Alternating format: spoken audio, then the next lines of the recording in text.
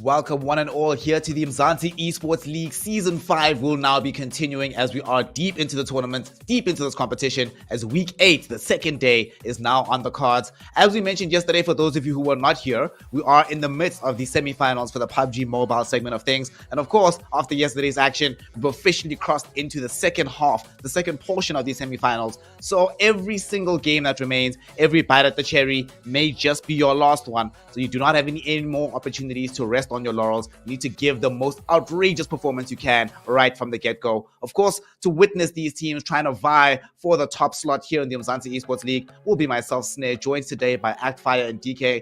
Actfire, good sir, you weren't with us yesterday. Firstly, how are you? How are you doing? We've missed you. And secondly, what are we expecting from tonight's action? Because there's a lot of salacious group matchups that I think we're going to be anticipating. So what do you make of tonight's proceedings before we get going? Man, I just think like a lot of teams are just going to be absolutely aggressive today. You know, they understand themselves now. You know, the previous stage coming into, you know, the semifinals, a lot of teams are just trying to get used to each other. But now, you know, there's no excuse anymore. You know where teams are going to land. You know where teams are going to be, how they're going to play. So it's going to be really exciting to see how today's game is going to unfold. And of course, we have to have some maps for these players to play into before they get anywhere going with those games. So as usual, we're going to be letting you know exactly the order of the maps that we have here in the Umzansi Esports League. As we always do, DK, we're going to be starting on our favorite map of Erangel. This map that is sort of like the cookie cutter map of PUBG Mobile. You at the very least need to be, this is like the barrier to entry, doing Erangel well. It's double Erangel though, and we've seen definitely how the teams approach that different kind of makeup. However, something else that we're introducing into the mix now, we just mentioned it now, Actfire, the fact that these teams should know. They've seen enough tape. There's enough information available for them to know exactly how they approach these various matchups. But you also are deep into the semi-final stage. And we've seen that a lot of these teams have adapted in terms of how they approach the playoffs versus how they approach the normal group stage portion of the competition. Now that we are this deep into the semifinals, are we going to be having more of those adaptations going? Is there another gear that some of these teams can kick into once we are getting closer to the finals weekend? Ooh, I think there might be quite a few gears still to be shifted up in towards. I mean, we already did see a little bit of that adjustment happening just yesterday with teams finding some really good rhythm going through the proceedings. And who knows, there could be even more of that coming through as we do have the players there from Group B stepping out onto the battlefield as well today. And all of these players are coming onto the battlefield to compete for this all-important prize pool here in PUBG Mobile. Of course, it is $15,100 that you are awarding in prizes here in the Umzansi Esports League, brought to you by Nodwin Gaming. It does matter where you place and where you finish, because the difference, it's a bit drastic, especially once we get into these top 6 positions. Number 1 spot, though, is where everybody is going to be gunning for $3,680 in your back pocket. Not a bad return if you come second, but $1,530 versus $3,680, I know where I would rather be in that particular situation. So, of course, we need to be seeing these teams bring forth their A game from the jump. And we need to see which of these squads are going to be doing so. Groups A going up against Group B. Very interesting makeup of these squads. Of course, we did see Group A in action last night, Actfire. And a lot of these squads, especially I'm looking at this BBC team, did really, really well. Elevated themselves quite high up. Desert Flame were okay as well. Solar Esports, a little bit inconsistent, a little bit wishy-washy. But the thing I want to ask you and want you to talk to us about is a lot of these squads have found themselves enjoying very different fates than what they did in the group stage portion. In particular, the teams like Team Apex, who are doing phenomenally in the group stages, or teams like Slime 4K2, who were terrible back then, looking way better right now in the semifinals portion of things. Talk to us about what it is necessary to do as a squad to make sure that you don't experience that major drop-off, or to make sure that you can ramp up when it matters most going into these final days of the competition. I think basically it's just you know, remaining consistent. It's a lot tougher. We've seen this every single season, right? There are some teams that, you know, perform really well when it comes to the qualifying stages, and then they move on to the semifinals, and you know, every other team just steps it up. So what I think is happening right here in the lobby is we're now seeing guys like Slime 4KT, like BJE, who weren't really, you know, giving their all in, you know, the qualifying stages. They were just doing their bare minimum to qualify to the next stage. Now beginning to bring that A game, and you can see that that's definitely telling, you know, on that leaderboard. But there's still some teams like Mad Knights that are showing the performances we saw early on, you know, were in flukes. You're still seeing performances coming on from lag, from from Mars, from Relay Insider. So I do still believe that those teams like Apex will still step things up. DK, talk to me about something else, actually. Now that I'm looking at these group distributions, right, week on week, I've been seeing that Group B tends to be, here in the semifinals, the group that has the most reliable and consistent performers all across the pack. All four of these squads we're seeing on the first page in this group, extremely cracked. I mean, Blackjack Esports is at the top of the leaderboard, or they were for most of the competition until last night. Team Unique has been phenomenal. Zero Tolerance Skills, we still have Skydrew occupying our #1 position on the overall kill leaderboard. What are other teams doing that Group B, or what are other teams not doing in Groups A and C that Group B is doing that's allowing so many stacked teams to consistently perform even though they're all in the same lobby together? I guess it comes down to what we were talking about yesterday, right? Teams being in a position where they have the necessary experience and they know how to kind of shift up into that next gear, into the next bit of requirement to be able to perform on the necessary level to meet the kind of standards coming throughout this lobby. So a lot of the teams that we see situated up in towards Group B are teams that have had the opportunity to gain a little bit more experience elsewhere, and we can really see that now being pretty evident in their performances that they've been showing so far. And also take into account that the players here on Group B, they've only played in that first week of gameplay, right? They have not yet had the opportunity to participate this week. And out of the Group B, we do see the players there from Blackjack, of course, holding on to that pole, or they were holding on to pole position just yesterday, but now only 2 points away from sitting back on the top. Again, I mean, we've seen some really phenomenal performances coming in from the players there of Team Unique. We've seen quite a bit of effort being brought in across the board, especially, as you said, from the Group B team. So I'm looking to see them kind of continue on with that momentum throughout today's proceedings. Absolutely. As we look at the overall rankings, 6 of the teams that are going to be participating today are also in the top 8. So they'll be trying to hold on to their position. Of course, BBC is going to be an interesting matchup because they have the opportunity to defend their top ranking here, because Blackjack Esports also going to be in the same lobby. Of course, though, they are not the only teams we need to concern ourselves with. There are several other squads that are chasing in the pack behind them. The points tally is starting to look not as starkly distributed as it was in the group stage portion of things. Only 23 points separate number 1 from number 9. As we've seen so far in the semifinals, that's pretty much just one good game. So it certainly is possible that this order will be changing throughout the course of this day. However, the really scary teams, or the teams we have to watch out for, are the teams at the very bottom. Teams like Aatrox, teams like Desert Flame, teams like Team Apex. These are the teams here, Actfire, that haven't managed to secure themselves into a comfortable position just yet. The way I'm looking at it, I would think that like 70 is where you can start breathing a little bit easier. Anything less than that, you certainly are terrified about being overtaken. Because if you're overtaken and you fall out of this top 16, that's it. The journey's over. You do not get to go into the finals weekend. So these bottom 8 teams here, Actfire, as we are going to look at this very last page, not all of them will be in competition here today. However, some of them will be. Your Solar Esports, your Sidemen, your Sincerities, your Fears especially is in a very precarious position. Are there any hidden strategies you think they can pull out of their hat right now to try and guarantee themselves out of this all too scary zone of relegation? I basically think that these teams are going to just bring in their A game. They're at a point within the season where, they understand the strategies, they understand how to rotate, they know how to get into, those final circles, they know how to, push in the final zone. They all understand. I've watched each and every one of the scores, like Fear, like Sidemen. They've gotten winner chicken dinners within the tournament so far. So it's not like they know exactly what to do, but the problem is doing it consistently and even being able to grab points when you have a bad game. When you finish 5th, when you finish 7th, being able to grind out those points. If you're in a Sanhok match, how do you take points even when you've lost, 1 or 2 players? So that's exactly what these teams need to do, that the teams on the top are doing. They're able to consistently be able to grab those 10 or 8 points.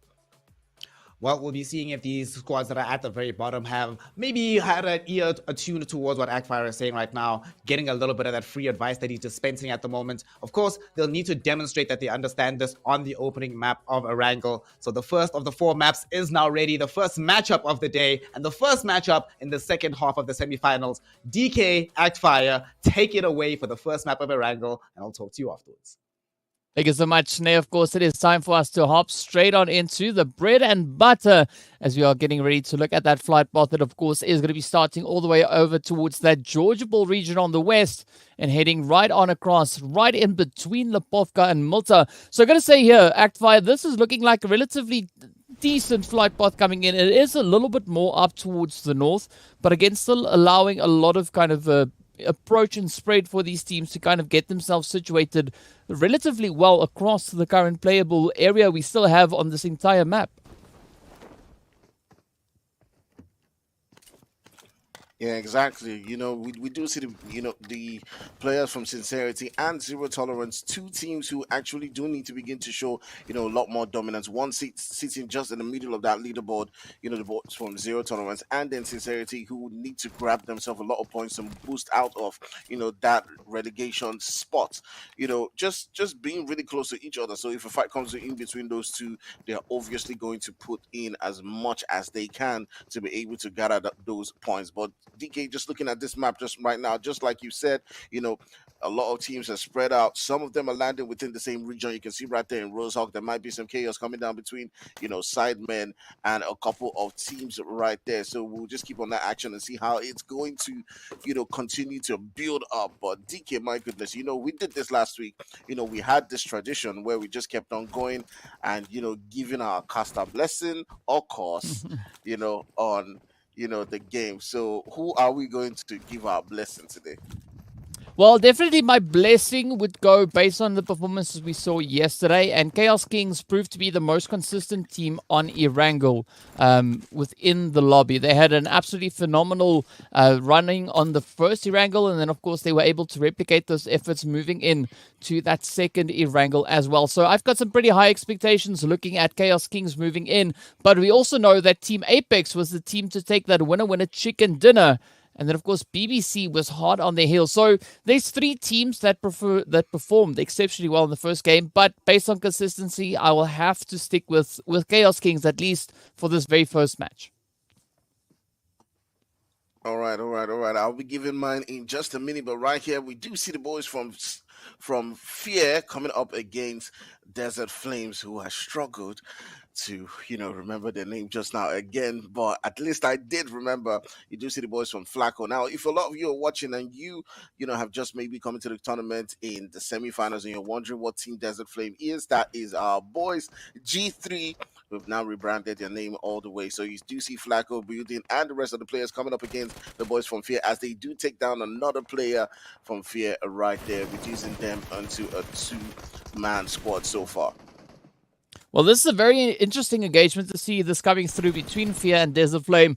We know that they were pretty much neck and neck just yesterday all on the first Erangel. It seems like they're going at it again, but this time around, we do see C-Mind finding a beautiful spray down. Tra now going to be moving in, looking to close it out. But unfortunately, Desert Flames just outnumbering the squad from Fear. And with that, it is going to be our first team to get sent to the lobby. But again, a good start now for Desert Flame. Already, just based on this first initial engagement, they are almost capable of replicating their points that we saw come through on the first Erangel. So this could actually turn out to be quite a successful start to the day here for them.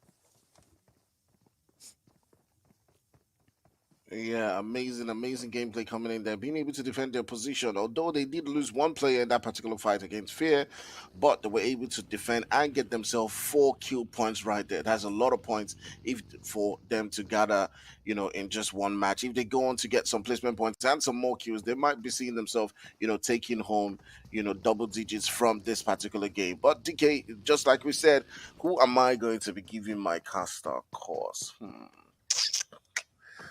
Okay, I think I'm going to give it to Team Unique. Not just because I saw them right now, but I haven't really mentioned them, throughout this tournament. They're one of those teams that I think, have the ability to be aggressive when they want to be. So I'm just gonna give it to them and see, how they perform today. Hopefully, I'll do as well as I did last week on, the caster blessings. It really worked out last week. So let's see if that happens this week as well. Yeah, I mean, Team Unique, they've been a really good team so far throughout this entirety of the semi-finals, right? They've been able to kind of push themselves up into that third place after the first week of performances. And now coming into today, they are still maintaining a top 8 position. So I'm excited to see what they're going to be bringing out onto the battlefield and whether or not they're going to be looking to just advance themselves a little bit further on through and maybe establish a few decent points along the way as well. But definitely looking at the spread that we've got currently working our way through the zone, we can see the players here from Raptor also now exploring the options, moving in a little bit further to get themselves situated. I think this is a good anticipation coming through from the side of Raptor. Also one of those teams that have been able to secure themselves relatively high up on the leaderboard, currently sitting up in 12th position. But we know coming to the end rather of the first week, they were maintaining that 5th place. So again, it makes me very hopeful to see what Group B is going to bring on through.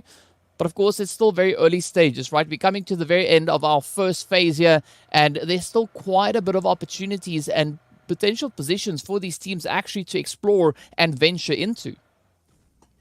Yeah, definitely. Raptors is one of those teams that they surprise me. DK. I mean, there are sometimes you see them, just go out and be absolutely aggressive, but I just feel like there's something missing in their team, from being that team that can take on anyone when they get into battle, and that team that's winning every single game that they proceed into, like there's just something tiny about that game. Maybe it's the IGL, maybe it's their rotation, maybe it's their decision making in the final circle, just pulling in maybe at the wrong point in time. But what do you think it is from watching them so far?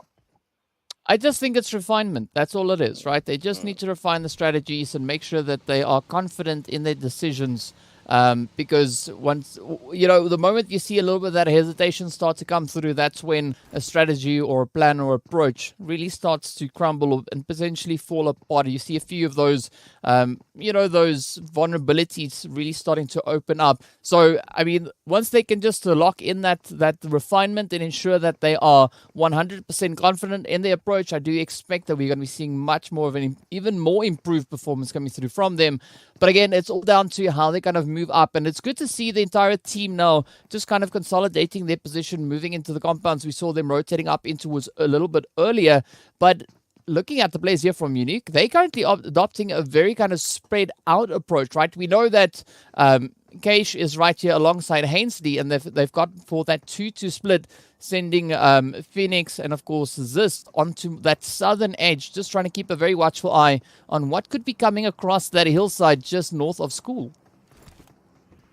Yeah, definitely. Lovely spread coming in between, the players right there from Team Unique, just holding different angles, just making sure that they defend this spot. And you can already see them taking a central position. We think that map right there, as several different teams are not just hopping into the vehicle and looking to make their way into that zone. We do see the boys from A-Trucks, Sidemen, Sincerity, all looking, to all hopping into the vehicle and looking to get themselves into favorable positions as we do begin to proceed into that next zone. We do see all the way down on that map towards that southeastern region, the boys from BBC and Mars trying to rotate into that zone. We may see a skirmish come between those two teams as we do begin to progress into the next zone. And you can already see that shift does take out some teams like Apex, like Chaos Kings, like Mars, BBC from the zone, and even the boys from Slime 4KT, who we haven't really seen much of in this game. But I'm sure a lot of people will be wondering and curious to see how they do perform in today's game. Yeah, there's definitely going to be a few expectations to come on in as the teams now have, some of the teams rather, have a little bit of ground to cover to get themselves resituated back up in towards the zone. But looking at this kind of rotational path that Sincerity is coming through, they do have a relatively comfortable approach to get themselves situated moving in from this western side. We already see Muffin kind of locking in the position a little bit further up ahead. And I do think that Muffin kind of pulled the stop at a good point, right? Because if Muffin moved a little bit further forward, they could have potentially rotated right up in towards the squad there from Desert Flame. So that could have put them in a slight bit of an uncomfortable position. But for now, it is a good amount of of coverage we have being adopted here as they move in, trying to secure themselves, moving up on towards that western side. And we are yet to see that absolutely insane play coming through from Sincerity. We know that they are currently situated all the way in 22nd position. But again, it's not a position that we are too accustomed to be seeing them situated in. Yeah, definitely. Obviously, they'll be looking, to change things up, to try to progress a little bit more in this game, to try to get themselves into, that final spots within the zone, and maybe make themselves all the way into that top 5. Maybe get themselves all the way into, that top 5. We're already beginning to see several different teams already begin to rotate. We do see the boys from Mars, not too far away from Raptor, and we'll be curious to see if a fight does come in between those two teams right there. We do know that they are both capable of giving us a spectacle so far. Everyone's just trying as much as possible to play, quite cautious, DK. Just I can see that, they're just prioritizing rotations for now. They're not shooting at each other. A couple of matches, maybe last week, we would have seen Shiva taking on shots onto the boys from Mars, but right now, everyone's just trying to be, really careful. But what usually happens in situations like this, guys, who are watching is, you can only be careful for too long, DK. You can only be careful for, maybe the first, the second, the third, even the fourth zone. But as we continue to progress, what now happens is you're just building up for a very violent finale. Yep, definitely looking to build up towards that. And of course, the AMR could be bringing in some very, very useful amount of damage. And now we see Nerfme pulling up right on towards that. Let's see, is Nerf going to grab that? Oh, yes, there we go. The AMR has now been brought into play. Just looking forward to seeing whether or not Nerfme is actually going to be utilizing that. But already we see a few of those engagements starting to find their way on through. The players there from Zero Tolerance and Apex getting into a little bit of an altercation over on towards that western side. But a really easy and comfortable rotation coming through here now for Sidemen. A really smooth passage, as we can see, moving through up in towards that zone. Sincerity still locked into their position. Not going to be budging out of this just yet, but they do have a little bit of company moving in from that southern edge. We can see 2 players from the side of Zero Tolerance now just venturing a little bit further upwards. Of course, that zone is going to be closing up and centering beautifully on towards that waterway we have going between the north and that more centralized region. But again, this is going to be opening up quite a few opportunities as the teams that have already kind of situated and been able to establish those anchor positions moving into this phase are really going to be in a position where they can now look to capitalize on that and just fortify as much of it as they can manage. Yeah, definitely. We're already beginning to see several different teams, just trying to fortify their position as much as possible, as much as they can. We did see the boys from Zero Tolerance just around this region where Sincerity was. We do see also the Chaos Kings trying as much as possible to rotate around them, and we might be seeing a fight coming down between these two teams as they have now crashed onto this region really close to Rogue Baby, and I'm not sure that they're aware of Rogue Baby's position, but Trix right there is just behind the cover right next to Swags, and we're curious to see who does get the first knock and opens up this fight between these two teams right here, TK. Well, this is going to be a decisive engagement, so showing us the potential of what we could be expecting to see from Chaos for the rest of the day as they now step up and lay waste over on towards Muffin. It turns to Thy Slay and Rogue to try and now just get those wounded players back up. Nerfme, in the meanwhile, will be sending that shot over on towards Seamind in the feed, but Rogue Baby now feeling the pressure as the Chaos Kings come rushing on forward. Swag holding a beautiful off position, but a lot of pressure now on Muffin and Thy Slay, looking to see if they can maybe piece this together and just fend off the advance coming through here from Chaos, but it is going to be Thy Slay now to get rather ahead as the shots connecting up. You can see Minato and Co now getting ready for a bit of a breach. They've been able to find a bit of a knock now in as well as Trix is down for the count. But it is now turning into a very difficult situation. I'm quite curious to see that Swag has not decided to really leverage that off-angle position. I mean, if Swag decided to move in, they could actually potentially lay waste to Thy Slay and Muffin position just up ahead. But of course, Zero Tolerance are going to come creeping ever closer as well now. Yeah, I was thinking the same thing to myself. I was thinking, Swag just move into that position right there and just lay waste to them, as quickly as possible. But I do think that, the approach from, Chaos was to get that revive as quickly as possible to, they don't want to lose that one man, even, while they're taking on this fight. And that's exactly what they're prioritizing right here, just trying as much as possible to hold things on. But you now see Swag just taking on another ankle, you know, behind sincerity. He might be able to come into this one and take out Muffin, but I do believe that he should be getting really, he should be getting closer and closer to this particular fight and offering, an opportunity right there. But just as we were talking about the fight going on between these two teams, exactly what happens sometimes when you're taking on a fight, another team just comes in. The boys from Zero Tolerance, who had already been within the vicinity before Chaos even approached, coming in with a third party right there. You can see Skydo, who is our top MVP of the entire competition so far, coming in, getting a knock, and making that push right there onto the position where the boys from Chaos are currently situated. But he does get knocked down, TK. My goodness.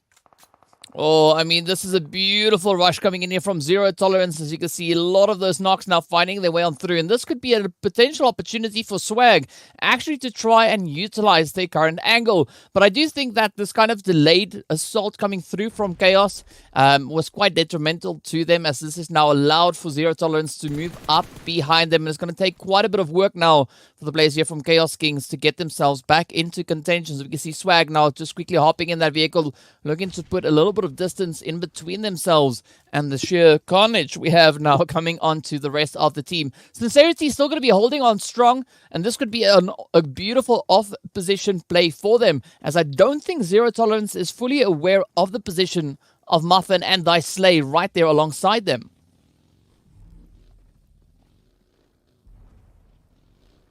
Yeah, definitely. You know what was in my mind, DK, while the boys from Zero Tolerance were pushing on that fight. I was like Zero Tolerance to the rescue. For sincerity, they were just on the brink of getting taken out of the game, but that move in the exact right time, allowed them to, still stay in the game. Now you can see that Muffin and Dice Slay are now able to rotate out of that position and head into that zone right there. You do see Zero Tolerance, who had already lost one player, on that push, of also making those rotations right there on the kill field. We see some fights going down between several different teams, as they're all hopping into the vehicle and making their way into the zone so far, DK. So how's it looking like for you, DK? I mean, for me, I think we're just going to see chaos at every single corner right now, because we still got about 13 teams and moving all the way into that fifth zone. It's going to be a really tough play. We already saw the players there from Blackjack getting taken down, and now it is going to be Zero Tolerance turning their scopes right down on towards Raptors. But Raptors already in a bit of an altercation. We can see them positioned right there alongside the squad from Solo, and now it is going to be a little bit of that spray raining down from Apex right here on towards Vortex, but Vortex quick on the trigger and just swaps around, swings that head on a swivel. You can see those shots now flying over through, and it is going to be Paradox to get traded. It now turns to Vortex to see whether or not they can find a good place to make a stand from. But it's going to be a very difficult play indeed, as we can see Apex just surrounding them for the time being. We got Raptor a little bit further down south, but it is going to be Vortex now just trying to huddle up alongside that tree, and this could be a beautiful opening for now for the Raptor team actually to reach across and find a little bit of that spray and a few easy eliminations along the way as well. Exactly. But right now, so far, while we do see the boys from Raptors, just coming in right here, not too far away from Zero Tolerance, we do see Andrew just coming in with a stump right there and is able to take out the last player. Or actually, that was Kage, able to take out the last player right there. We do see the boys from Apex just coming in and getting themselves a couple of kills right there, as they will be hoping to perform a lot better in this particular game. We do see that they are one of those clubs, that do need, to grab themselves some extra points right here. They performed extremely well during the qualifiers, and they'll be looking to replicate that as they continue to progress right here. But there are a lot of teams around them. You got the boys from Desert Flames, who we did see get into some action early on against the boys from Fear, just around them right there towards their west. I hope my parents are correct. Yes, west.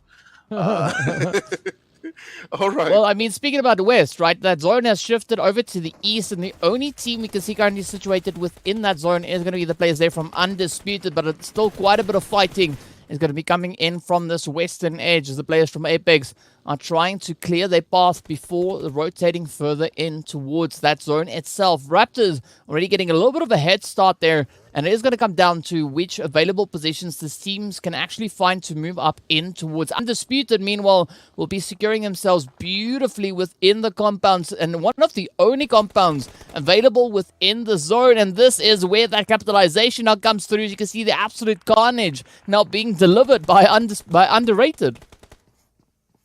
Man, I'm not really sure if that move was the right one coming in from Apex, just pushing in that house. I understand what they had to do. They had to push a particular position and try as much as possible to get into that zone, get some cover for themselves.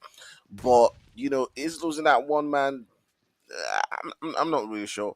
Maybe they should have tried to rotate along the lines and, just get themselves into an edge, smoke around, use their vehicles for cover. I don't know. We never really know. Sometimes these things, go either way. But at the end of the day, they still got themselves about 2 players right here going into, this circle. We still got about 12 teams left, and you can already see them beginning to take on shots. Cargate down to 1 HP and making the push right there onto fellas, and that will be the end for the boys from Apex going out in 12th place right there. Yeah, that was a really, really tough play on them. But of course, now we still sit with 11 teams looking to kind of show their dominance moving through this zone. It is going to be the players from Underrated held up over on the western side. As you can see, quite a bit of carnage now happening up on towards that northern edge as Desert Flame get caught out in the open. Raptors right here alongside them. Sidemen, meanwhile, are going to be having quite a few casualties heading their way. But Nerfme still being able to survive the majority of this pressure being brought on through. BBC now also getting wrapped on through. And with that, the final 9 teams remain as Desert Flame join BBC over in the lobby. But the pressure will still continue as the chaos now just erupts even more so. Sincerity having to pack their bags. And there we are down to only 8 remaining teams. I mean, Raptors and Sidemen looking absolutely phenomenal moving into this next phase. But now they've got a lot of work cut out for them, looking to just kind of lock this in. There's one team that we haven't really spoken about in this match is the boys from Slam 4KT. Whenever they get into, I've noticed something about them and the way they play, right? Whenever they get into this kind of situations where there's a lot of people who are, just rotating, there's a lot of people who are, within that center, what I've usually seen them do is just edge things out, try as much as possible to play, along those lines. And that's exactly what you see them doing right now. They're not pushing in for that center. They're trying as much as possible to stay away from the line of sight of so many different teams and as much as possible to, just send on shots, from the distance right there. But you do see the boys from Raptors, just being the center of attention, of several different teams as they are hanging out within that center. And because of that, so many different teams are sending shots, down that direction. You have the boys from Slam 4KT who have the sights on them. You have Sidemen as well, and now this is where things now begin to get interesting.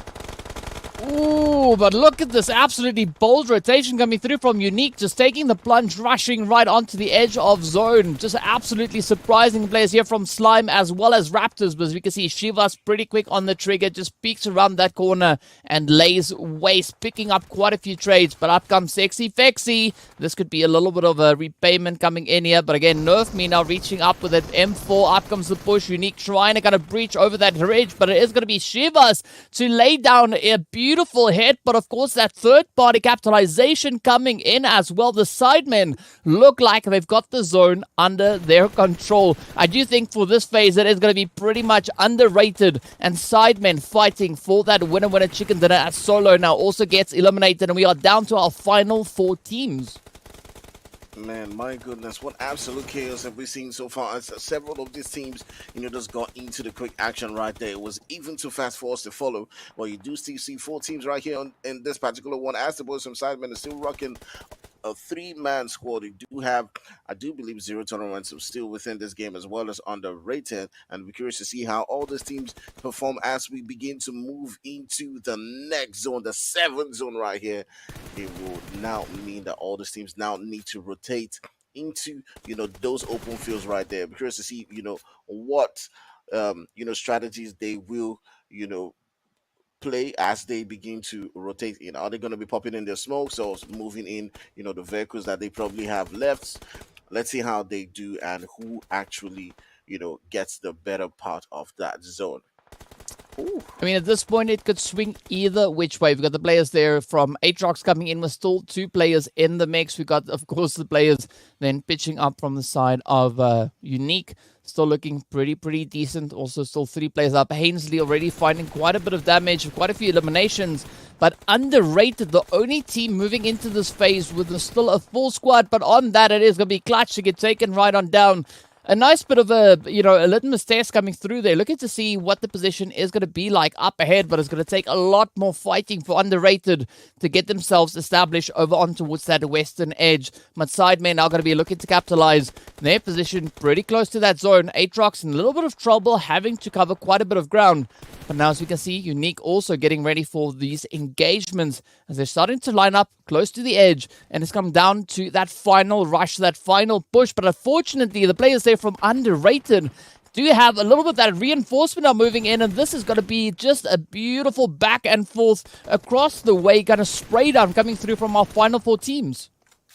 Man, look at the amount of kills that the boys from Sidemen are currently rocking. They do have themselves 10 kills. Coming into this game, they were sitting down in the 18th spot of the map, so definitely we'll be needing those points that they will grab. It'll be curious to see if they can even grab more when it comes to the placement points. But so far, we do see the boys from Underrated currently rocking themselves 8 kills, and they do still have a full squad, so definitely looking really good in this one. As we see Sidemen go out in that 4th spot. Right now, we're down to 2 teams left within the lobby right there as Aatrox does get taken out.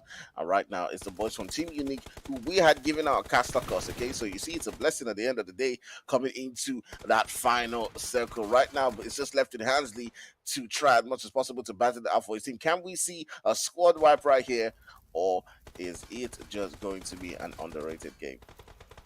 I think it is definitely locked in for Underrated. I mean, they are in a 1v4 position, but I mean, this could still take quite a bit of a swing. Hainsley still has their wits about them. As you can see, a beautiful position now coming through, but I'm quite curious to see what's going to come through there from Fellas and Paraboy as they have a beautiful off-angle spread. Oh, the sprays come in and Pyros drives it. With that, of course, straight up into the winner chicken dinner. Those 10 eliminations getting locked in for Underrated. What a beautiful start this is for their gameplay.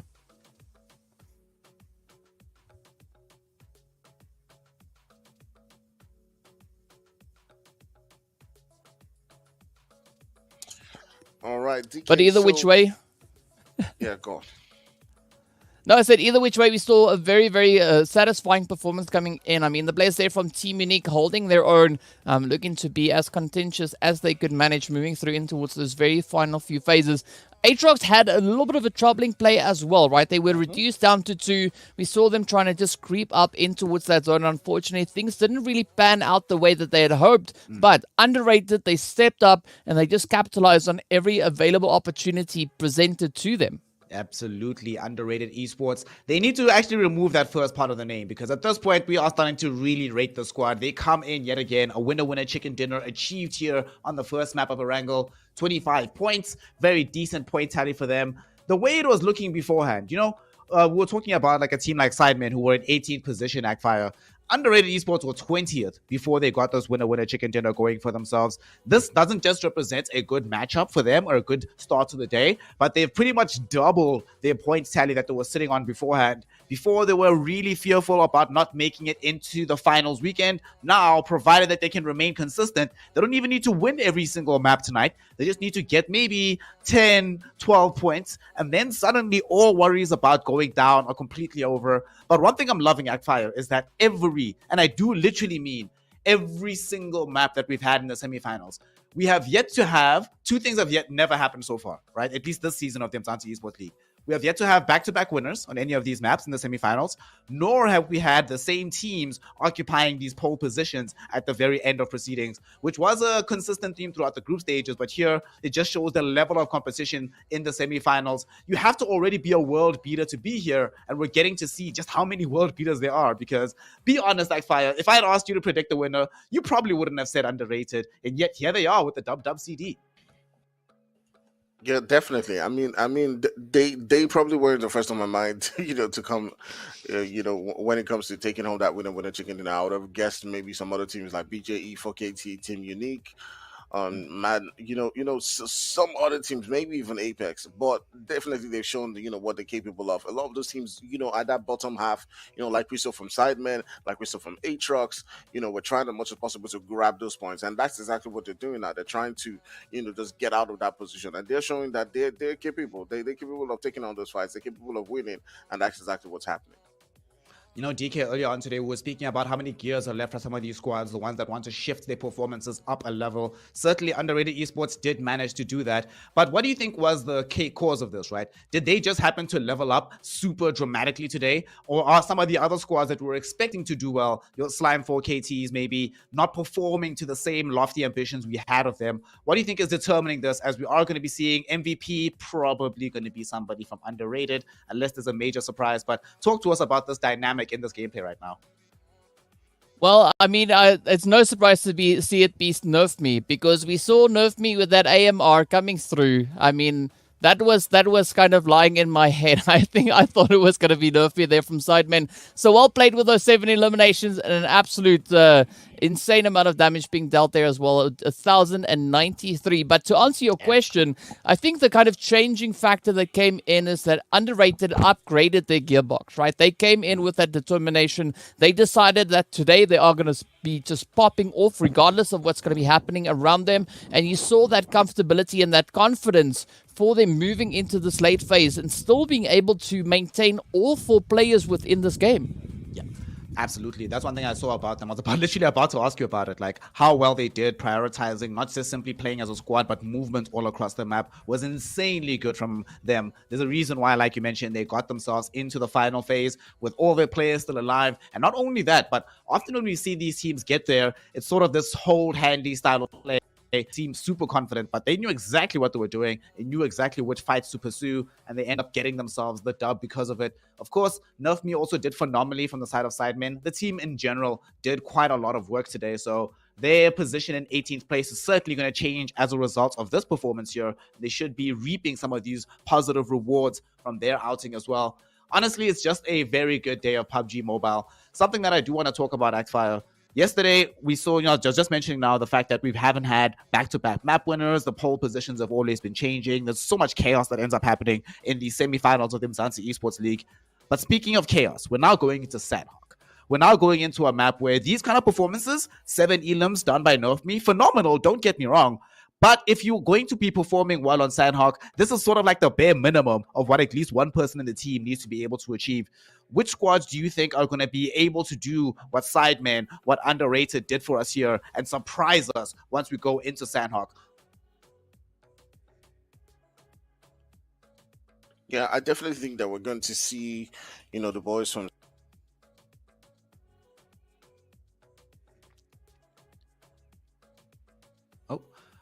we might have just lost Actfire for a minute there. So whilst we are just reconnecting him at the moment.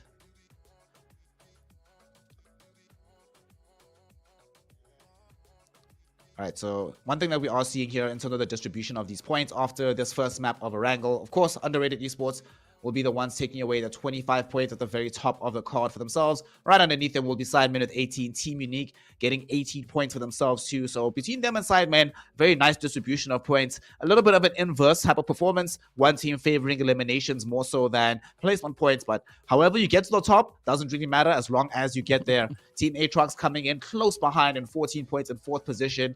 DK, you know exactly what I'm going to ask you, fam. You know what it is. It's time to talk about disparities, my friend. Double the points from 5th to 4th. That's kind of insane. That's kind of ridiculous right now. And it doesn't seem as ridiculous at first glance until you look at how these teams got there. The team of Solo Esports with 6 placement points are only 8th because they got no eliminations, and all these eliminations going to the squads above them. But my goodness, what a big drop-off going from 4th to the rest of the pack underneath them. Yeah, I mean, Desert Flame, they had a bit of a tough run getting themselves up in towards the zone, right? They were already just absolutely ripping it up as we could see those 6 eliminations coming through. Had they been able to find a little bit of a different rotational path in towards the zone, I think their kind of placement could have had a different outcome. But looking at the teams that we have, at least sitting in the top 6, right, still very heavy with regards to the eliminations. Some of them just having a little bit more of a tough time getting past those later few phases into the strong placement positioning as well. But I'm pretty sure looking at the situation on towards that second page, it is going to be looking drastically different to what we have on the first, because a lot of the teams on that second page were the victims of our aggressors on the first page. Absolutely. Teams like BBC, Sincerity, and Zero Tolerance Skills were pretty much feeder teams in this particular occasion of PUBG Mobile, giving away eliminations, making the road to the winner chicken dinner easier for some of those squads we saw in page number 1. And that explains how drastic the disparity is. It gets even worse once we get into the second page. The thing that scares me a lot, though, Agfire, Blackjack Esports. We expected them to do well because they have been doing well. Up until yesterday, they were the number 1 team in the semifinals. Here they get nothing, right? Now, it's not necessarily a death sentence because we've often seen it be the case where a team starts poorly on Erangel, levels up massively on Sanhok, and then completes a good evening on Miramar. Of course, tonight we're going to be having 4 maps instead of 3. But do you have any cause for concern just yet for teams like Blackjack Esports, Chaos Kings, squads that are very high up in the overall ranking leaderboard but didn't perform on this first map? Is this a cause for worry, or is it just a little bit of a hurdle in the road?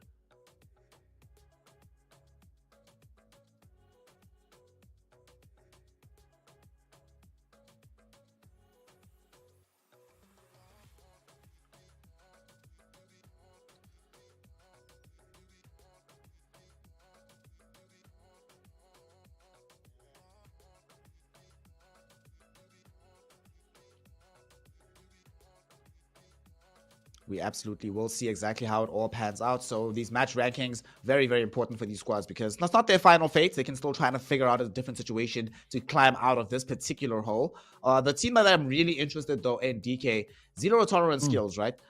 If I'm completely honest, I was expecting another like blockbuster performance coming out of this team just because I'm expecting Skydu to just pop off every single time.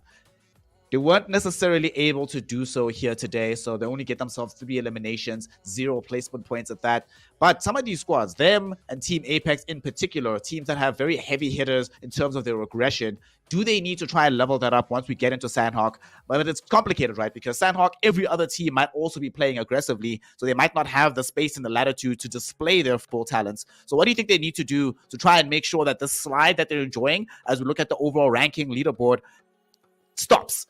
We don't want to see red marks next to them anymore. How do they reverse this trend and get back into the green? They just got to find that flow. That's all they got to do, right? We all know that they possess the capabilities. We know that they've got the skills to do it. All they got to do is just find that rhythm and hope that the RNG works in their favor. Because a lot of the times, some factor of a team's success relies heavily on where that zone kind of shifts up in towards. And now the beauty of it is looking at Sanhok is that flight path is not important. What's more important is where that zone is going to be going and how the teams are going to be looking to utilize their positions and their rotations to get themselves situated. So Sanhok does provide them with a bit of an opportunity to try and rectify whatever could have been lacking on the first showing of the day. Sanhok, certainly one of those maps where we've seen zone placements be very, very, very determinative into where these teams end up placing at the very end. Of course, most of these squads here in the overall ranking leaderboard will be sliding down slightly. Many of them are not in action tonight, but Team Unique, Slime 4KT, they are going to be the beneficiaries of decent performances. BBC didn't really do that well on Erangel, but they're still at the top of the overall leaderboard, and they got enough points to remain there at the very least for now. That's not going to be changing, at least until we get into Sanhok. The second page, of course, it's going to be very interesting to see which of these squads have been able to elevate their fortunes over after this first map. ZTS, despite not having a blockbuster performance, was still capable of delivering enough points to get into 9th place. Sidemen, of course, coming second will help. You are now in the first page, and Underrated Esports up here in the top 16 as well. Axfire, this is a sigh of relief. If you're an Underrated or Sidemen fan, you're like, whew, thank God. But it's not over yet. It's not done. I think that's the thing that a lot of people don't realize about how we configure things in the semifinals. Because it's 4 maps, in large measure, it's supposed to be a marathon much more so than a sprint. So you're in the top 16, you're safe for now, but you could easily turn around and find yourself in this bottom 8, which might get you eliminated before the finals weekend starts. So before we get into the second map of Sanhok, How do you stop complacency from kicking in for these squads that feel safe right now, but mathematically aren't necessarily there just yet? I think for them it's just to continue grinding. Just keep on getting those points. Looking at Desert Flames where they're currently situated, like that's not a position that they want to be in. They want to continue to progress through up on that leaderboard, and that's what happens sometimes when you get complacent in some games and you're like, I can't gather those points as we continue to go on. But these teams are not holding back. They're not going to allow you, and you can see underrated esports right there, just grabbing that winner chicken dinner and being able to boost themselves up onto you know that top 16. So we'll see how it continues to build up. Maybe some other teams like Desert Flame can put up those performances, so maybe we'll see the same. Every squad that is here in the Umzansi Esports League semi-finals for PUBG Mobile is capable of putting out a kind of performance necessary to win the map and get you into that top 16. We'll be seeing which one of these teams, though, is going to be able to do so right after a short break. However, when we return, we get into the second map of the evening. We continue the semi-finals, and we keep bringing you the best of African esports. So we'll see you very shortly to continue the hype. Don't go anywhere.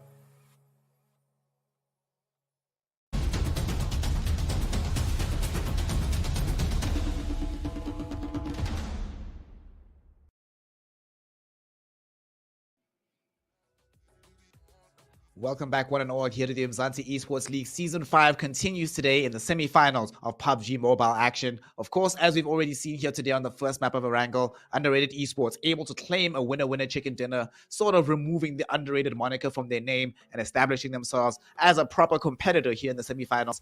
Now, though, that they have managed to do so, their work is nowhere near done, because that's only the first of 4 maps for the evening. And next up, we will be moving to Sanhok, where you can't necessarily rely as much on having phenomenal team positioning as they did in Erangel, because you might not have that opportunity to do so on such a map as Sanhok. Of course, to help you bring the action will be myself, Snare, and the 2 gentlemen here of Actfire and DK. Actfire, we are going into Sanhok. We're going to be seeing some chaos. We're going to be seeing some hype.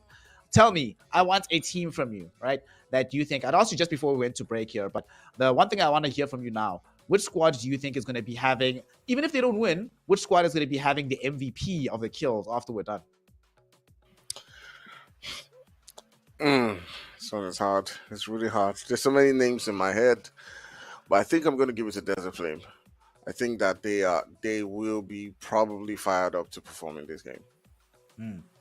I mean, Desert Flame Esports is a good shout because, for the most part, this will be one of the more consistent squads within the Umzansi Esports League. Those of you at home that might not know, this is the rebranded G3 Temper. That's certainly a name that all of you will be aware of. DK, what's your read on this? What's your feeling? Desert Flame haven't necessarily performed up to the standard that we wanted out of them. Slime 4KT were able, at long last in the semifinals, to demonstrate that, no, we were sandbagging, we were holding back. Once we stop holding back, we just shoot to the moon, and they're enjoying a top 3 berth currently as a result of this. For G3 Temper, do they have it within them still at this point? Because I'll be honest with you, I felt they've been fairly lackluster for the most part in both the group stages and here in the semifinals. Is there more to come, or has the moving from G3 Temper into Desert Flame Esports, has that extinguished some of the internal fire that they had? I'm not quite sure, right? All I know is that yesterday they had a big fat bubble over on Sanhok, so I'm not really too hopeful. I'm open to surprises, obviously. But if I had to pick one particular team that I think could be taking that winner-winner chicken dinner, I'd possibly go with Sidemen. Just based on how, what they've kind of brought to the table. Yeah, I think it's going to be maybe Sidemen. I'm not 100% confident in Desert Flame, at least not on based on what we've been seeing so far today. I mean, yesterday was a pretty low average for them. Today, also not the craziest amount of points so far. Certainly not. It's been like I said, a big lackluster showings coming out from them. However, things can just change on a dime, as they often have here in the Umzansi Esports League. Before we get into Sanhok, gentlemen, I want one more prediction from y'all. DK, I'll start with you. Damage from our MVP winner, the player with the damage. How much is he going to end up dealing out? I'd say 1,700 damage. 1,700, nice and precise. Actfire, what you got for me? The team that ends up winning at the very end. I don't want from you their damage number. I want from you how long they're going to survive. So practically, how long is Sanhok going to be taking this time? I mean, I can't say minutes, but okay, maybe. I don't know. 22, I guess. I've never really calculated how many minutes it takes. Actfire will now have an opportunity to be looking at his watch and checking the counters to see how close he's going to be on that prediction. But of course, the more important thing is to see how close these teams can come into getting into the top 16 and thus confirming their spot in the Umzansi Esports League finals, brought to you by Nodwin Gaming. To help answer these questions and bring you the action, we have DK on the mic, we have Actfire on the mic, and we have Sanhok for the evening. Take it away, boys, and I'll talk to you right after the game. Thank you so much, Nay. Of course, yes, we are going to be heading straight towards that jungle to see what the teams are going to be doing and who's going to be shaking up some tables. Of course, we do have our lovely flight path starting over on the western side of the zone, of the map rather, heading straight over towards that northeastern side. So a beautiful flight path to come through, as we can see a lot of the teams already making their way on out, looking to get themselves situated and kind of spread out into those starting positions. But I'm curious to see what's going to happen through this, because yesterday in the Group A teams we had participating, they showed some really great performances. We did see an absolutely strong representation coming through from Solo Esports over on towards Sanhok, but of course the same came through from Slime 4KT as well. So at least with regards to the Group A teams, I'm hoping to see a good performance coming through from them, but of course I'm still going to be putting my money on the players there from Sidemen. All right, so we'll see how that one does progress, as right now we're in Paradise, and we see two teams right here. The boys from Sidemen, as you currently have mentioned, coming up against the boys from Mars. We do see Turbo and the rest of the players, just trying as much as possible to get an angle right here. And Nefmi, who was absolutely amazing in the last game, already beginning to get into that reading right here. As you can see them making their rotations, trying as much as possible to get, really close to the boys from Mars and begin to, get into that action right there. So DK is all down to who gets that first knock, who does get that first test, to see how the fight between these two teams does progress.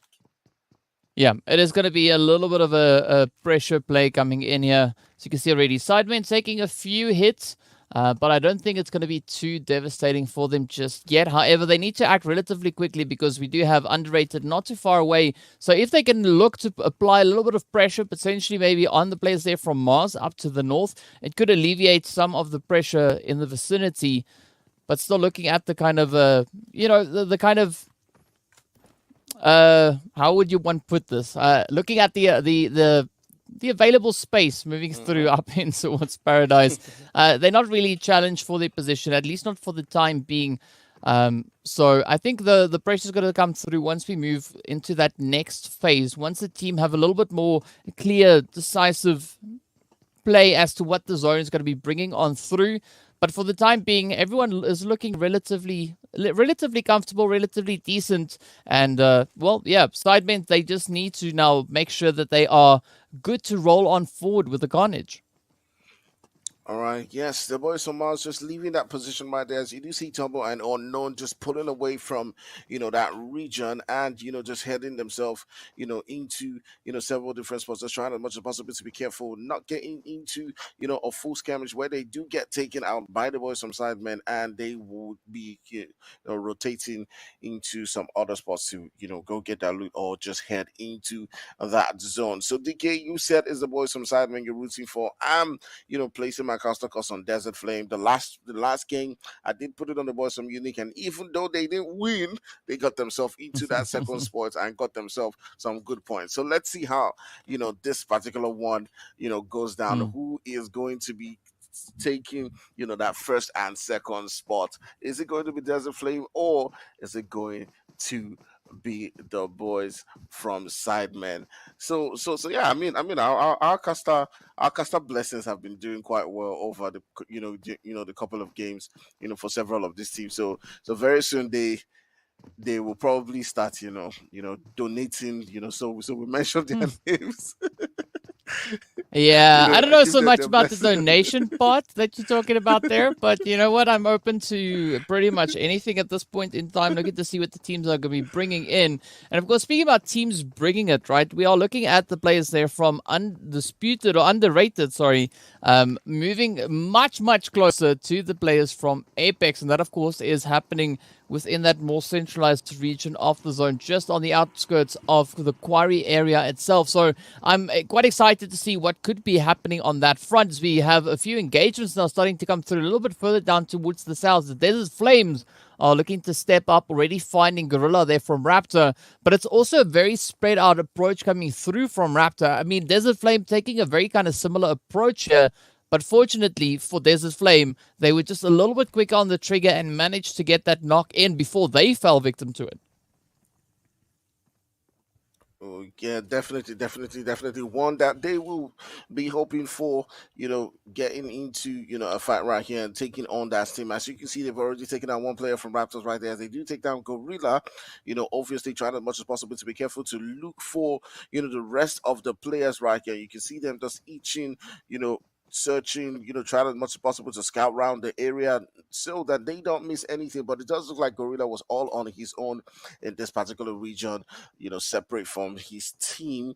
But the boys from Desert Flame are still trying as much as possible, to be cautious in this particular one. We do see right there on that kill field the boys from Apex getting into a fight right there with the boys from Underrated Esports, who did win, the last game. And it does look like it's a three-way fight between Solo, Underrated, and Apex.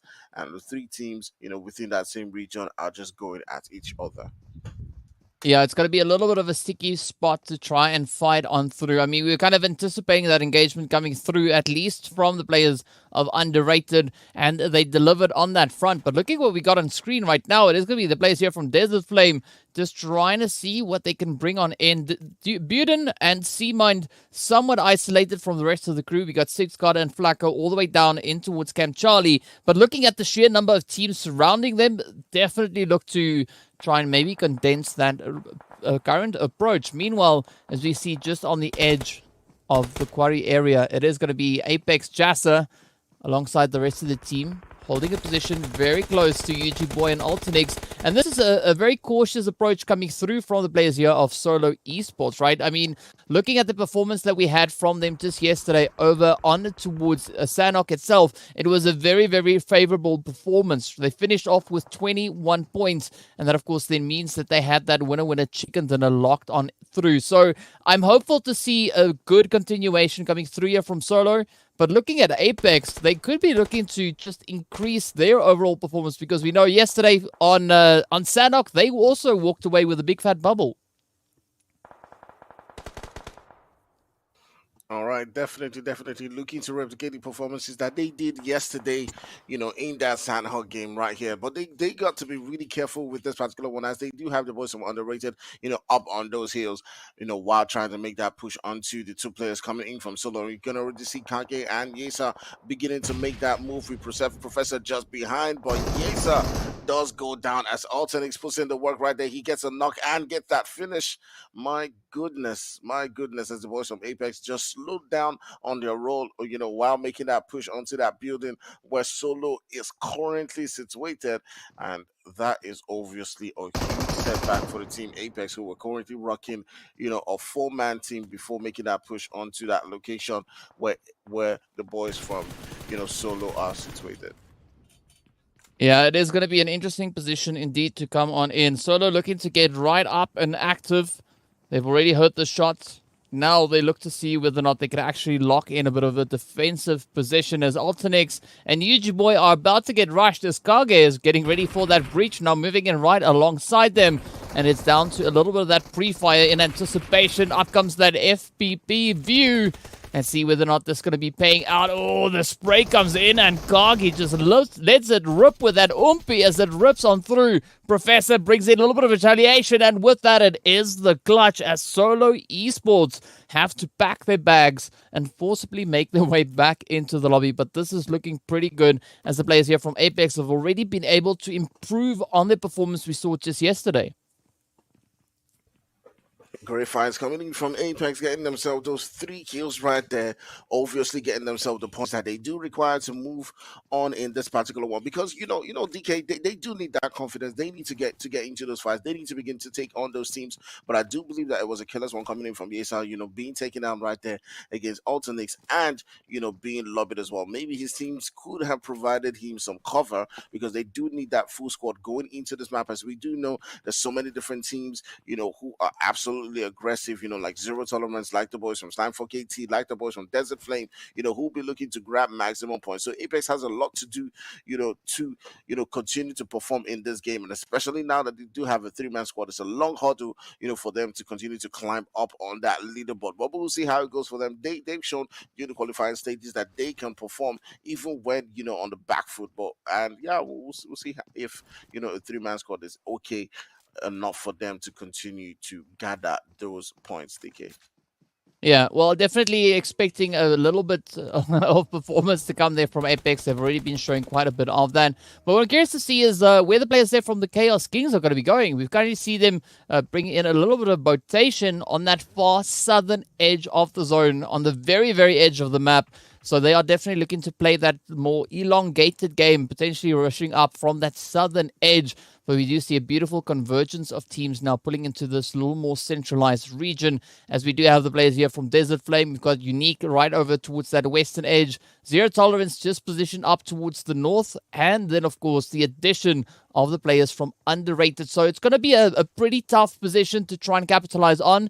But also we see the players from Raptor and Sincerity in very close proximity. So I'm expecting quite a few engagements and altercations to come through, as the teams are waiting to see where this next phase could be taking them, as we have about 45 seconds or so left on the clock before Blue Zone starts closing up once again.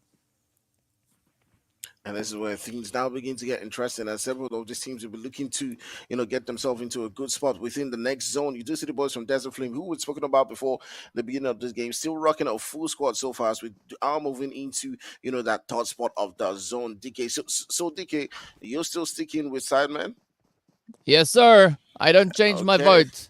Once I okay. once I pick a team, that's the way it is. Whether I'm right or wrong, I'm not too worried about my prediction rate as much as Patchy is. I know Patchy is Mr. 100% prediction rate.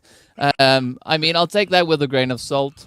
But yeah, I mean, looking at the current positionings that we've got coming through here, I'm still hopeful that we could see a beautiful pop-off coming in. I mean, still 15 teams in the mix, still some very challenging positions to be playing around. And looking at Sidemen, they are situated up on the high ground. BBC, as you can see, also in a little bit more of an elevated position. But Sincerity now trying to reach across and maybe bring in a little bit of that disruption as well. As you can see, Rogue Baby now just getting a really good vantage point on the players there from BBC. But of course, Sunny also beautifully set up onto Muffin. Oh, definitely, definitely, definitely. This is actually the position, or the kind of gameplay that the boys on, that Sincerity wants to be taking on. Boy, you can see that not going down right there as two other players from Sincerity get taken down. They will be looking to get those heals just in time before any team does push onto, their location. But they've got a couple of teams around them. They got the boys from Raptors. They also got, BBC around them. So obviously they will be able to get those revives just in time, and we'll see if they can continue to perform in this particular game, trying to take on shots to several different teams around their region and get those kills. If they do have to rotate away from this position, it might prove to be really difficult for them, DK, as there's so many different teams surrounding them. So if you were in that position, DK, what would you tell them to, I mean, would you stay put? Would you look to start rotating early before the zone pushes them? I mean, there's not a lot of options and no clear indication as to where the zone's going to go. Also, I'm not a competitive player. Thank goodness for that. I don't think I would be able to kind of deal with the nerves to come through on that position. But I mean, if it was me playing in my beautiful bot ways, I would probably just stay put. Because from what I can see currently looking at the map, it is a very, very dangerous and treacherous zone if they decide to move on through. So I do think the best possible play, at least for now, would be for Sincerity to kind of just hold on to the position as we are looking at that zone now, moving over on towards the western side. It is going to be a relatively easy rotation for them to get situated towards the west. But they got to be really quick on the reactions here. They need to move before either Raptors or BBC starts moving, or they've got to wait until both the opposing teams have made their movements and then come in behind them to try and maybe supplement that position as well. And exactly, you can already begin to see Rogue Baby taking on the shots, towards Raptors. Vito trying as much as possible to get that knock right there. Sincerity looking for those kills, trying as much as possible to see if they can get a knock or two or several different teams around them. They've got to hop into, the zone as well. You can already see Raptors beginning to make those rotations. I do believe the BBC boys are already making their move exactly what they're doing. Sincerity as well, now beginning to get on the heels and trying as much as possible to move into the zone from Corey right there. It's a very, very hard one for them, to make those rotations. As you can already see, Rogue Baby and really beginning to take that risk. But there's several different teams in front of them who might be, looking to get into the action right here. You got the boys from Apex. You got BBC in front of them. You got so many different teams, DK. Will they be surviving this push into that zone? I'm expecting a little bit more of a calculated play to come through there from Sincerity, as they do have a great advantage up ahead of them. Underrated BBC as well as Apex, causing quite a bit of a distraction on each other. So this could be a beautiful opportunity now for Sincerity to just creep a little bit closer and come in with a bit of a potential third-party play on them as well. But this eastern side of the zone is absolutely congested to the max, as there's not a lot of space really for any rotations to come through, at least not for now, as we can see Professor reaching up into its fellas. And this is where Underrated could be feeling that pressure now come on in. But ideally, they could potentially be looking to find a bit of an opening, get themselves situated a little bit closer to the edge of that zone, maybe a little bit more centralized. But for now, Barraboy is going to be keeping a very watchful eye on the position for the players from BBC. You don't want to miss out on any potential opportunities. But you can see Sincerity as well. They're also now just trying to sneak their way up in. They've heard all the shots being fired up ahead of them. And again, the distractions coming in. We've got Aatrox moving in from the opposite end there of the quarry. And that could, of course, maybe draw the attention here of Clutch. But it is going to be Muffin to get spotted out. Willie to get traded up, as well as Nihal reaches in. And that element of surprise now not really being in favor of Sincerity anymore. Oh yeah, just like we did speak about, Sincerity being in a very sticky situation. As you can see, a couple of the players getting taken out as Aatrox is putting in the work right there, underrated as well. Several different teams around them are just beginning to take on the shots, and Sincerity not looking too good in the lobby so far, as they are down to just Desire and Muffin to try as much as possible to hold things down for them. You can see they're just waiting for rebound, waiting for that opportunity to begin to take on shots onto that location where they're currently situated at. And DK, it's a very tough time for a lot of these teams as we're progressing into that fourth spot of the zone. You do see Aatrox, no hard feelings to Sincerity, but they just got to get into the zone, and Sincerity is just right there in front of them, and that might be just spell a really, really, really huge danger for Sincerity, as Aatrox will be looking to push through on that location where they're currently at.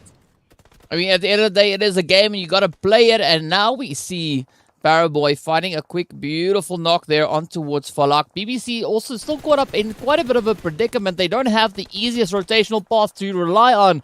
But now it is going to be the players here from Mars looking to come in behind them. Again, bringing in a bit of that sandwich situation. Still many teams held up over on towards this eastern side of the zone. Of course, the next shift has moved down towards the southeastern side, just ahead of Quarry. And this is going to be forcing a lot of the teams to make some really difficult decisions. Even Muffin now getting spotted out.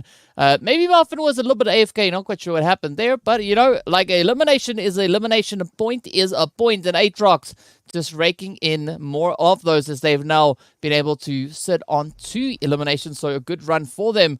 But again, still a very sticky spot.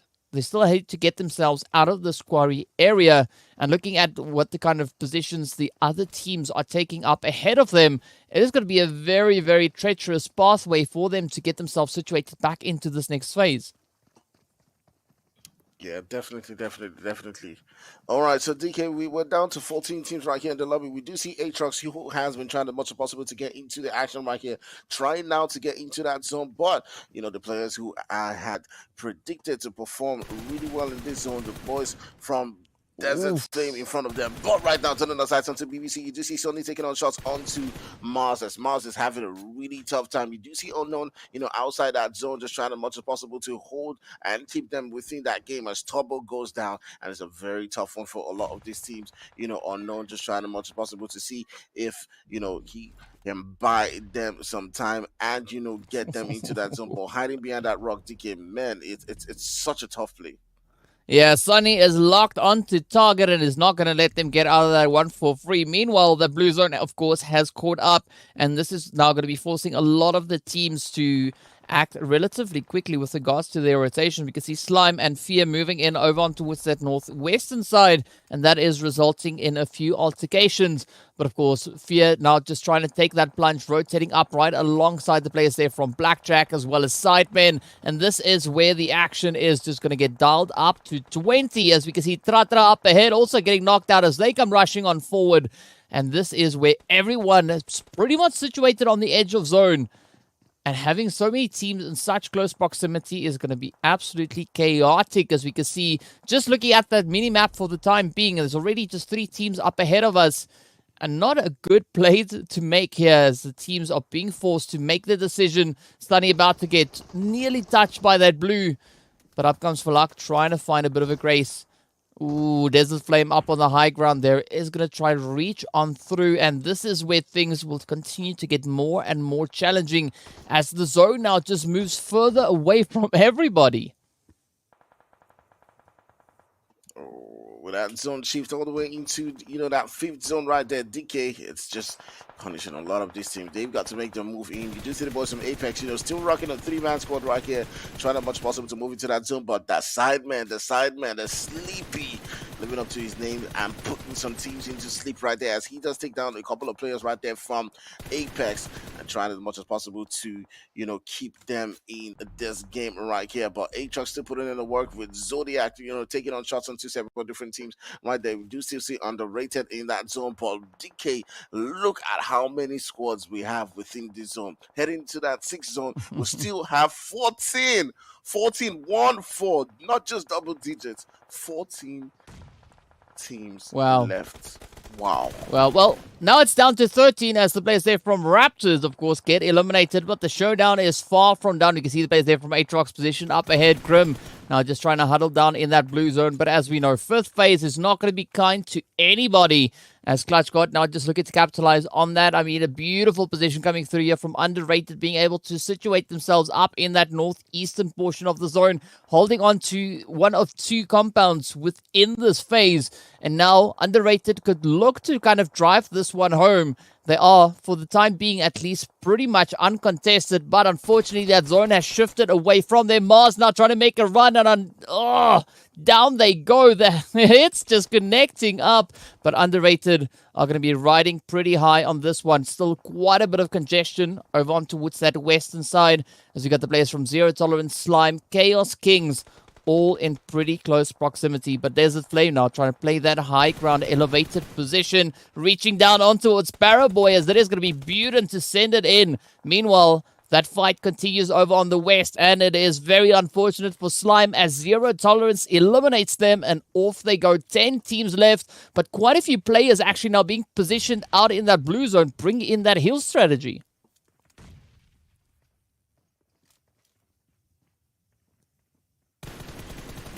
All right. Lovely stuff right there. You can see that blue, just coming in, but the boys from Desert Flame still holding their own down right now. So far, they've got themselves 6 kills. We're down to 10 teams, and they're trying as much as possible to get their way into that zone. But Aatrox, Grim, right there, just taking out a couple of teams, as we do see right there on that kill feed. But so many different teams are trying. You can see Aatrox now getting taken out of the game.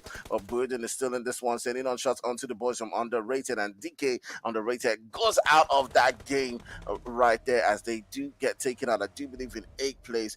Desert Flame still putting in the work right here. We do know that they do need this point to go all the way up on that leaderboard. We spoke about them before the game started. They're in that zone. They're looking strong. They're looking solid. There's still a couple of teams, to deal with. 7 teams going into that 7th zone. There's still a lot of teams to work with. The boys on Team Unique, who are a very strong team,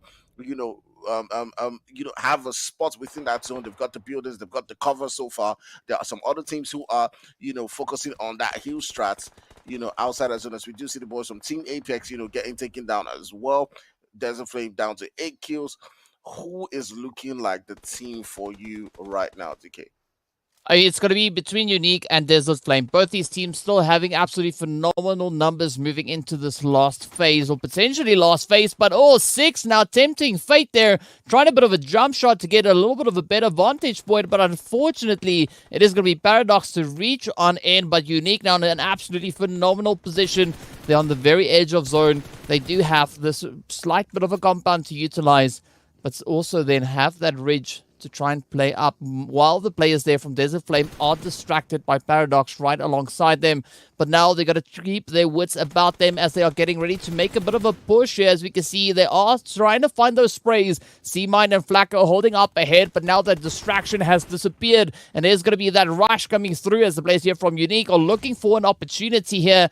That zone centering up on towards them. Desert Flame now having to move on forward, but the utility is getting sent on out. 6 got feeling a beautiful blow being dealt to their health bar, but up comes the rush as this gets taken down. The heads now continue to fly on in. Desert Flame looking to close this one out. Up comes Ainsley, finds a beautiful trade. The final hopeful remains, and there we go. Team Unique takes down Desert Flame, sending them out in 3rd place, and with that, of course, the winner chicken dinner is locked in as well for Unique. Man, I wasn't expecting Team Unique to get that one. I thought with the hill advantage, having that, position that Desert Flame had, they were going to see that game through. But man, lovely gameplay coming in from Hansley as he does, get those final confirmations. They get the final confirmation, and Team Unique able to get the final knock, and of course that will earn them the winner chicken dinner here on Sanhok. 9 eliminations, 24 points, 1100 damage being dealt out by them. So a fairly low scoring of evening today. Generally, the average of points has been 25 to 27, but nonetheless, Team Unique, they were already in a very good position in the overall leaderboard, and now that position is going to be further solidified by this winner chicken dinner. Great performance from them. Good movement all across the map, but it came close, DK. It looked like they were listening on the side there of Desert Flame Esports. They were trying to make Fire proud. They weren't able to do so at the very end, but we finally started to see why it is the case that squad keeps coming up in our talking points. Yeah, I mean, Desert Flame really stepping up in this match, and it's great to see that, and I'm really happy for them, but now they need to build that momentum and just push it as far as they can. I mean, we've been talking about this before. It's been a really, I can't really say lackluster, but it hasn't been the Desert Flame we know, right? It's not the team that we're accustomed to see, at least with regards to performance. So I'm hoping that today could be a much more improved performance across the board. I mean, Erangel wasn't a bad play for them. Looking at the performance coming through in towards Sanhok, again, very, very satisfying. But they now need to keep that momentum going all the way to the very last match of the day. Absolutely. PUBG Mobile is in large measure. The M shouldn't actually stand for mobile. It should stand for momentum, because certainly once you get a hold of that momentum, it's much easier to make a push deeper into the competition. Now, though, with Team Unique being able to claim this winner chicken dinner, the question will come out now. The question that always comes out at Fire about these squads, especially in the Umzansi Esports League, what is their good approach going to be going forward? Do they now relax? They didn't have an awful Erangel part 1. Sanhok, of course, they've just gotten this winner chicken dinner. What do you think? Would you be telling them, if you're the coach right now, that guys, we've gotten enough points for the day, go relax, hang out, start playing some music, don't worry too much about the evening? Or are you going to be wanting to keep the tempo as high as humanly possible from them? I think for me it would be to keep the tempo as high as humanly possible. While you're in that front foot, somehow just try as much as possible to see if you can grab yourself some points again.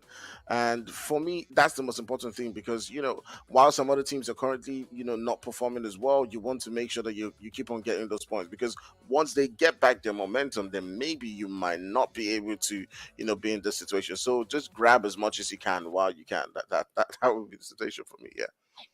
I mean, that's a good point that you bring up there, right? The fact that these players and these teams are not just simply playing to get points, but they're also playing against other squads, and therefore have to be very aware of what those squads are doing, abreast of the psychology of everybody else around them. And if you're noticing that everybody else is not playing to the same extremely high caliber as you might normally expect, this is an opportunity for you to slide into that gap. However, DK, what's interesting about the fact that these teams haven't always looked, today at the very least, as hot as they might expect. If you're just watching for the first time, somebody might naively think, oh, this is just everybody being a little bit cold. But as we look at the MVP vote for today, we were talking about this off air, right? The fact that Group B is basically the group of death. It is extremely difficult to perform well in this particular environment, given how strong all the squads are. I mean, Unique, of course, winning the map, also getting 7 eliminations, and thus earning the match MVP for Hansley. But please talk to people who might not be aware of exactly how stacked Group B is in particular, and how difficult it is to exploit these teams and to find weaknesses in any of them, given how strong everyone is. I mean, we could just look at that first week of play, right? 6 out of the 8 teams in Group B were sitting within the top 7, right? So that is already speaking volumes of the capabilities of these teams. So it is quite a bit of a formidable force whenever you go up against the entirety of Group B, as we see some really hard hitters. And already in today's performances, we saw Underrated also stepping up to the plate. So going then from 6 teams, we now increase it to 7 teams that are proving to be an absolute disaster when you meet them out on the battlefield. And we are yet to see the same happen for the players there from Sincerity. But I mean, I'm sincerely hoping that that is not the case, that we have the entirety of Group B being such an absolute worry when stepping out onto the battlefield. I see what you did there. And we'll be hoping, of course, for Sincerity Esports to try and pick things up. Let's see, of course, what the match rankings are going to look like here from Sanhok to determine exactly what the reward is going to be for these teams. We know Team Unique got themselves 24 points, walking away with the winner chicken dinner. Desert Flame Esports here finally in pole positions, 19 points for them. Very balanced 19 as well. And I love seeing that. 10 and 9 in terms of the placement points versus eliminations. Zero tolerance skills, also incredibly balanced with 6 and 6, getting 12 points. But at Fire, I think Blackjack Esports were upset in this game. And they were just like, you know what, guys? It's fine. Get points. we don't care how, just get points. I think the coach might have been yelling at them because I hate to use this term, but this was a little bit of rat PUBG coming in from Blackjack Esports. It worked. It got them to 4th position, but not certainly the most exciting showcase from them. I think sometimes you just psychologically need to, get something out of the game, even when you're not performing quite well. And this is exactly what champions are made of. When you come into the map and you just have those certain situations where you're not necessarily doing extremely well. And they know that they know that the performances are not top notch today, and they know that there's some extra momentum coming in from all the other teams. So how do you grab those points, right? You come into a Sanhok game and you prioritize getting those placement points, you prioritize the huge strats, and that's exactly what they've done right here. They got themselves 12 points, and they can go on and continue to grab 10 5 points in the next games, and they'll have had a good day. Absolutely. Of course, they got 0 points on Erangel first time out, but here those 12 will help with the day's tally. Looking into the next page here at the bottom 8 teams rather in this particular situation, something that is interesting, DK, the fact that Blackjack Esports, of course, today they said, just prioritize getting placement points over and above getting eliminations. What is very interesting is when we started the 5th season of this Umzansi Esports League, there were a lot of squads sort of playing around with what do we want to prioritize, points or eliminations. As time went on, the meta developed heavily towards the elimination side of things, and it became more about getting that. The placement points was sort of a bonus on top of those points you earned. But what I've been thinking about, how many squads are actually capable of doing this? Of being like, okay, today we're getting kills, we're getting eliminations, we're going to boss the lobby, and then the next day, we're going to take it a little bit easier in terms of aggression, but still guarantee that we move enough around the map, understand the flow of rotations well enough to get ourselves into this position where we still get good placement points with 0 eliminations. How many squads have the capability of pulling off those kind of strats pretty much back-to-back on different days? Ooh, you're putting me on a very difficult spot there, because now I have to answer this really challenging question. I mean, it's tough to say because we've seen that come through from all the teams participating here, right? So if I'm being 100% honest, they all possess the capability to accomplish that. But based on the performances that we've been seeing so far, it does look like things are a little bit more on the tricky end. So I definitely say the teams that have been showing the most consistency so far will be kind of my vote. I mean, Team Unique, they've been showing some great consistency today. Desert Flame also stepping up to the challenge, so I'd maybe put my money on those 2 teams. Well, for today. For today. Because in PUBG Mobile, things change on a daily basis. No single day of competition is ever enough to really solidify or guarantee you into the next stage of the competition. Of course, after Sanhok, the teams will finding themselves elevated highly on the overall leaderboard. Team Unique, man, I've just been loving watching Team Unique of late, especially in the semifinals. They are now occupying #1 position with still 2 maps to go for the evening. So this points tally of 116 is certainly not the last stop for them. They might go even higher than this. Blackjack Esports right behind them with 103, knocking both BBC out of 3rd place and Slime4KT down to 4th with 102 points and 96 respectively. Very decent spread of points here as Chaos Kings, Mad Knight from Mars, and Zero Tolerance Skills not too far behind the chasing pack. But the team I want to talk about at Fire is Zero Tolerance Skills. They might not have been putting themselves into these very high placing positions today. We haven't seen them get a winner chicken dinner. Haven't seen them pop off with Skydo just yet. But they've been quietly consistent, which is sometimes what you need as one of these squads. We've already seen the proof of concept going from the group stages into the semifinals of being quieter for a while, but getting just enough points to get into the next stage, and then you unleash in the next stage of the competition. And it feels like Zero Tolerance Skills is kind of angling to do that again because they were dominant in the groups. Now they're laying low. Do you have the same intuition as I do here? Yeah, definitely. I think that that's exactly what's happening. For now, they're just taking it easy. They're just filling the lobby. They know that there are a lot of teams, who are looking to, perform a lot better, like the Sidemen, like Desert Flame. You can see right there, on the leaderboard, a jump in points, coming in from Desert Flame, being able to move away from, that relegation spot, like we did predict, in before the last game started. And the same thing with Sidemen, same thing with Underrated, same thing with Aatrox. So because of the way those teams, who are trying to guarantee the spot are playing, are playing, it's making it difficult for certain teams to continue to show that consistent performance, and they know that. But so they're just trying to just keep up that consistency, keep grinding those little points as much as they can, and yeah, that is definitely paying off for them. Speaking of consistency, DK, I'm looking at Team Fear right now in 22nd spot here as we are looking at the third page of the overall rankings, the final 24th teams remaining in the competition. Team Fear, regrettably, have been consistently quite poor, not really being able to post up high points in any of their matchups. Today, they finally get themselves a performance worthy of a top 8 finish in a lobby. It's going to be helping them a little bit. They're out now from 23rd spot. They will come up now to 22nd. What happens for this Fear team? We've been speaking a lot about these squads that finding themselves in a little bit of a slump, need one good performance to bring you out of things, bring you back to winning ways. Fear has been in a lot of losing ways for the most part, right? So does this win represent a change in their overall fortunes? Or not a win, but you know what I mean? Like for them, it's a win, given how high they placed relative to every other week so far in the Umzansi Esports League. Does that represent a change in their overall fortunes, or is it just one of these things where the reason they're able to accomplish this is because no one's really gunning for them? The rest of the lobby is a little bit chaotic, so they can get away with being able to pull off something like that with points.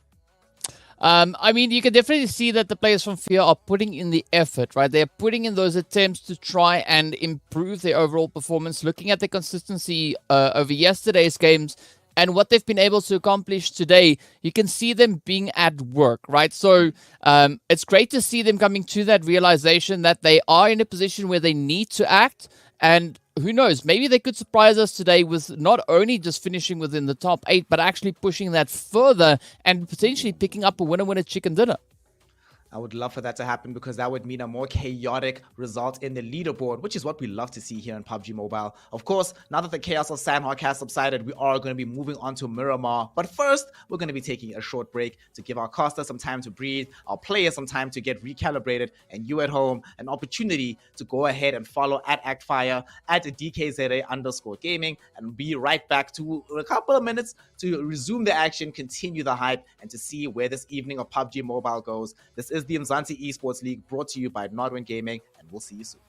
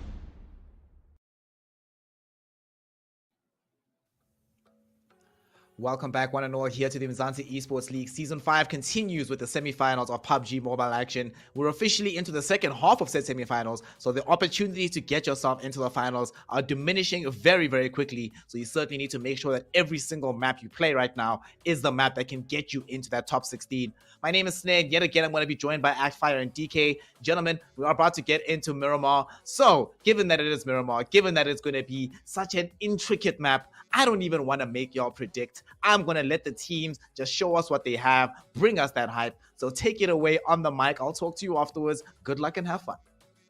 Thank you so much, Nair. Yes, of course, it is time for us to head straight over into the desert to see what the teams are going to be bringing along with that. Yesterday, we did see the players from BBC popping off absolutely phenomenally and being able to secure themselves that second place finish. So I'm going to be looking to see whether or not BBC could replicate those efforts. But if I've got to pick a team to perform exceptionally well coming in here, or a team that I think could be, standing a chance of walking away with that winner chicken dinner, I would maybe go as far as to say, let's look at Blackjack maybe to shake things up, and I'd maybe add a side order of Desert Flame on top of that. Okay, so this time around, I'm gonna stick with you. Okay, with one of them you mentioned, so Blackjack. But the other clan I'm gonna pick, since you picked two, is Slime for Katie. Okay, so I'm gonna say Slime for Katie and Blackjack. So far, my predictions, the teams have been coming in second. So hey, if I mention your name, you're gonna place high, even if you don't win. Okay. Yeah, we're just not going to be giving out any PayPal information just yet. I mean, it's effective, but it's not that effective just yet. But of course, looking at the kind of spread that we've got for the teams coming through, we can see a little bit of a congestion coming up in towards that Los Leones position. But again, nothing too extravagant, right? We know there's still a lot of space in and around that Los Leones region, but I'm liking this very centralized zone that we've got for the teams to kick off this match with. Yeah, exactly. I do love zones like this because it's easier for a lot of the teams to predict. We'll be seeing a lot of violence come in. There's not a lot of crazy rotations that's going to be happening, and the game being boring for some time. I do believe we're going to see a lot of action coming down between these teams as we are beginning to proceed. So let's see how it goes in this one. We do see right here in Fear, Lens coming into the mix right now. We haven't seen him in a lot of games, for Fear, but he came in during those, qualifying stages, and he was able to put in the performances for Fear and, get them into this next stage. So maybe he might be that difference for the team right now that he's in it, and, he might be able to, take them to that next level. Well, only time will tell where they would be able to take the rest of the team. But of course, it being up in towards Los Leones, we know there's, as I said before, a lot of space here for the teams to utilize. But again, coming onto that zone, it is going to be allowing the teams a little bit more of a comfortable play area, right? They don't have to bring in any drastic rotations, at least not for this first initial phase. So I'm really looking to see where the teams are going to be looking to get themselves situated, moving through in anticipation for that second phase to find its way on in. But again, that could also then result in quite a few teams actually starting to bump heads as they now look to get themselves in a more kind of suitable position for this next zone. Yeah, definitely. We're curious to see how this one actually does play out. One fight that I do want to see is the boys from, 4KT going up against BJE or even Desert Flames. Okay, maybe not Desert Flames because I don't feel like, there's something about the body language I don't really feel right now. But I want to see some huge fights going down, and we usually do see that in a map like this. But coming down right there, you can't see Outcast beginning to take all those shots. But my goodness, what an escape from Outcast as he's able to retreat away from that one without being damaged at all. Okay. I mean, I can probably think that there is a lot of adrenaline over on Outcast right now as Phoenix is going to be cooking up that nade, and that could be the decisive play to make. Oh, a little bit of bait and switch, and with that, Outcast gets taken right on down. Beautiful utilization But now the pressure is on. You can see the caution coming through here from Phoenix, not wanting to step out, instead waiting for that opportunity to present itself. And the rest of the team there from Fear in a position where they could either decide to get involved in this altercation now with Blackjack, or instead focus on getting themselves situated away from this pressure situation. Man, my goodness. What an incredible gameplay coming in from Phoenix right there. Being absolutely smart with the IQ gameplay right there, popping in the nade and going out to try as much as possible to attack, forcing, Outcast to stay in that particular position and get knocked by that nade. Beautiful gameplay coming in from him to make sure that he confirms that particular kill right there. But great stuff right there, DK, just taking a look at the way this map is actually, situated right now. Who do you think is the team? I know it's still too early, but who do you think is the team, sitting down within that zone that may just have the edge as we continue to progress? I mean, it's a difficult one to really make a clear, decisive call on. As we know, we do have a few of those rotations also making their way on through. But at this point in time, I'm curious to see what the players from Sidemen are going to be doing. We just saw a little bit of a glimmer from them down towards that southern edge. So there could be those disruptions finding their way on through. But I'm liking this rotation coming through from Fear as well. We did see that altercation coming through with Outcast, but now they're looking to focus their efforts elsewhere, right? Instead of looking to go avenge their teammate, it does seem like they are prioritizing positioning ahead of trying to just gain a little bit of closure. But this could be quite a favorable position for them, as we can see them just on the outskirts there of Picado. And down below is going to be the players there from Solo Esports. So maybe another opportunity for Fear to continue with this momentum that they've been trying to build over the past 2 days. Yeah, definitely. Speaking of Solo Esports, they're one of those teams, who currently sit in within that relegation spot alongside with, Fear Esports as well, alongside with Team Zimbi, alongside with Raptors. A couple of these teams will be needing to show what they're capable of to continue to move up on that leaderboard, and that performances, getting themselves the kills, getting themselves the placement points would definitely, turn things around for their team. I mean, just looking at the way, teams play during the qualifiers, especially teams like, Solo Esports, who were absolutely amazing back in the qualifiers, looking at Fear Esports, coming in, those final weeks and being able to just battle their way in through. What do you think is like holding them back? Is it fatigue? Or, they're just coming up against teams that are better prepared at this point in time? I mean, it's difficult because we know PUBG is also quite a bit of a mental challenge, right? I mean, you got to try and stay on top form as long as you can possibly manage.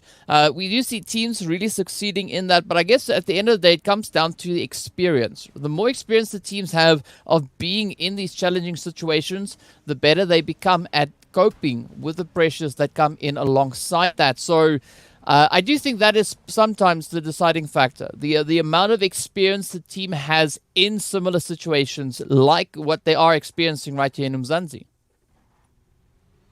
All right.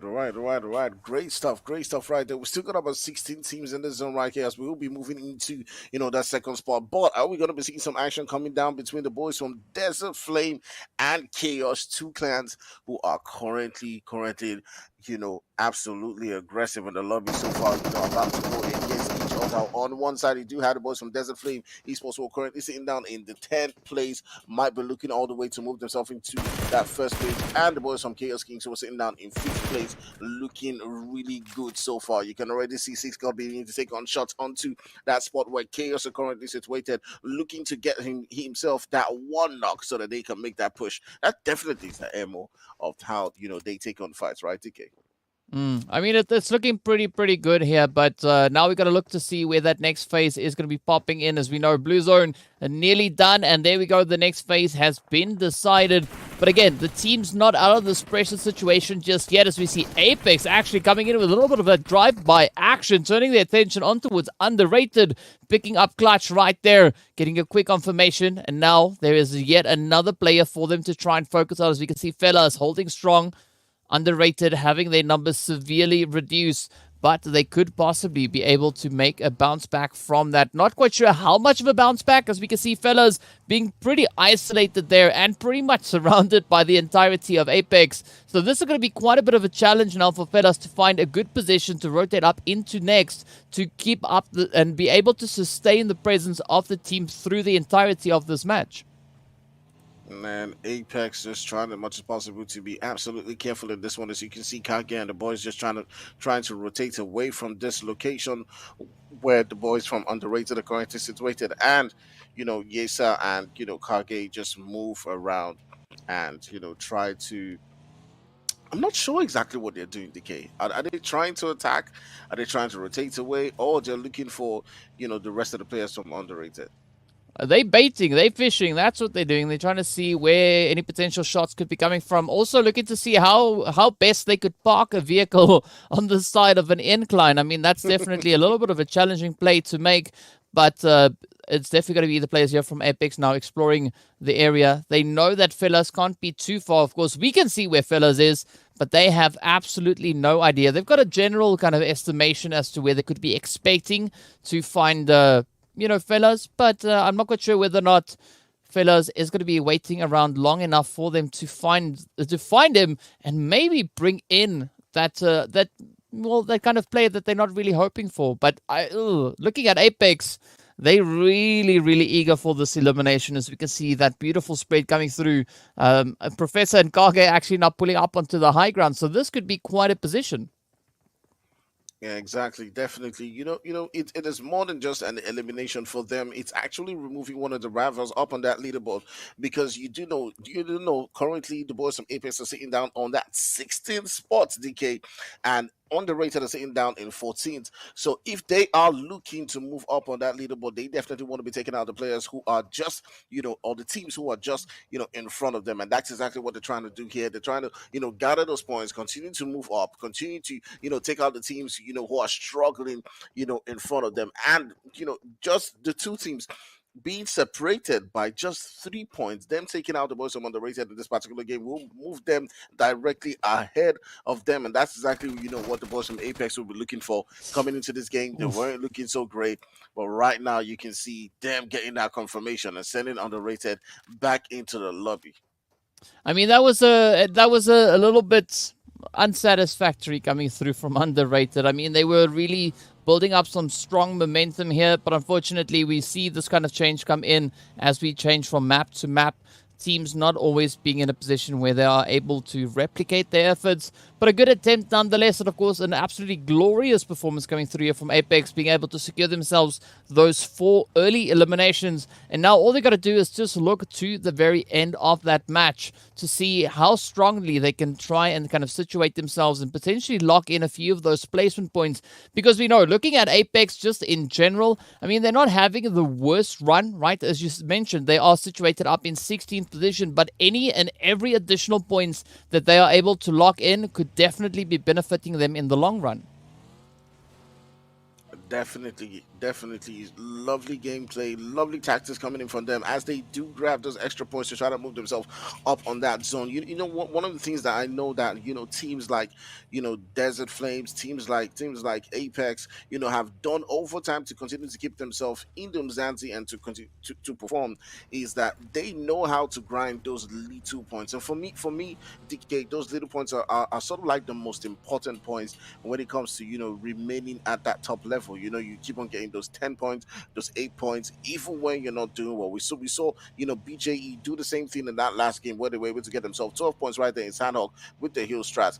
But right here, we do see some blown up vehicles, which we usually get right there in Miramar from Slime 4KT, taking out a couple of players from Zero Tolerance there, DK. Yeah, but I mean, that's kind of the price that you need to pay as the teams now look to get themselves back into contention here. Quite a bit of a convergence coming in on towards that eastern side of the zone. Of course, the next phase centering up beautifully on towards Power Grid. And I mean, thanks to Kage here, that is just showing us the intricacies of this terrain, as teams find it quite difficult to really maneuver these vehicles around.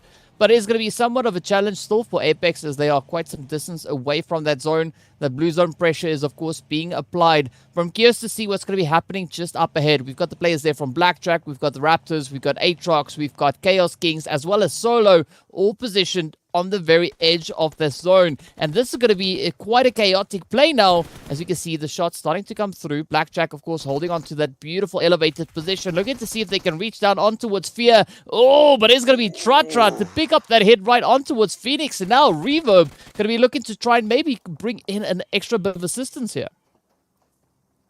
Oh, the boys from Fear coming into this one right there and getting a knock right there. But Tratra got in a knock, got in the second one, taking out Phoenix, taking out Reverb. And my goodness, it's just left MJ to try to battle things out. But MJ is on the other side.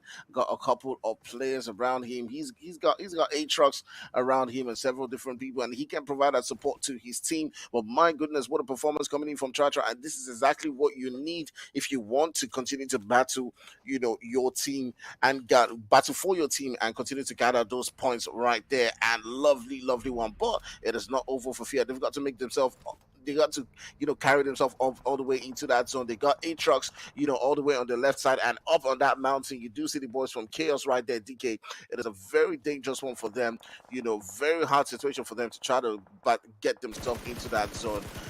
I don't know how they're going to survive that one. Well, we'll find out soon enough. For the meantime, it is going to be the players here from Solo Esports turning their attention over on towards Chaos. But Solo, they need to keep their wits about them, as we can see still quite a few teams positioned down on towards the southern side. And it's going to be Yuji Boy now to come in with a beautiful explosion, rather, right there on towards the Ripper. Dead now, the next potential victim, but the shot's not really connecting as the players here from Solo would have hoped. And that is going to be a little bit of a saving grace, but I'm loving this consistency being shown as Solo are just so relentless in their efforts, continuing to spray and spray and spray, and of course causing quite a bit of carnage along the way. Now, they're not done with it yet. Sincerity also going to be moving in alongside them, and this is going to be opening up quite a few opportunities, not only for Solo, but for Sincerity, as well as the players there from Chaos, who are not situated too far away.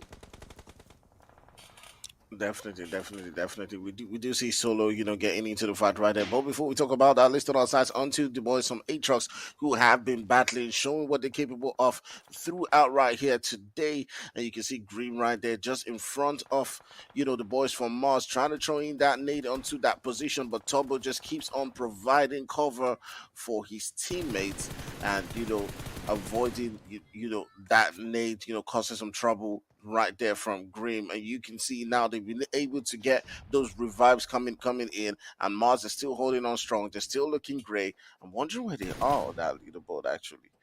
Mars, they're in 9th position. They're still looking good. They're still looking good. Yeah, then there's still quite a bit of plays to be had here for them. So this is not too much of an essential play for them. Of course, any additional points would really go a long way for them.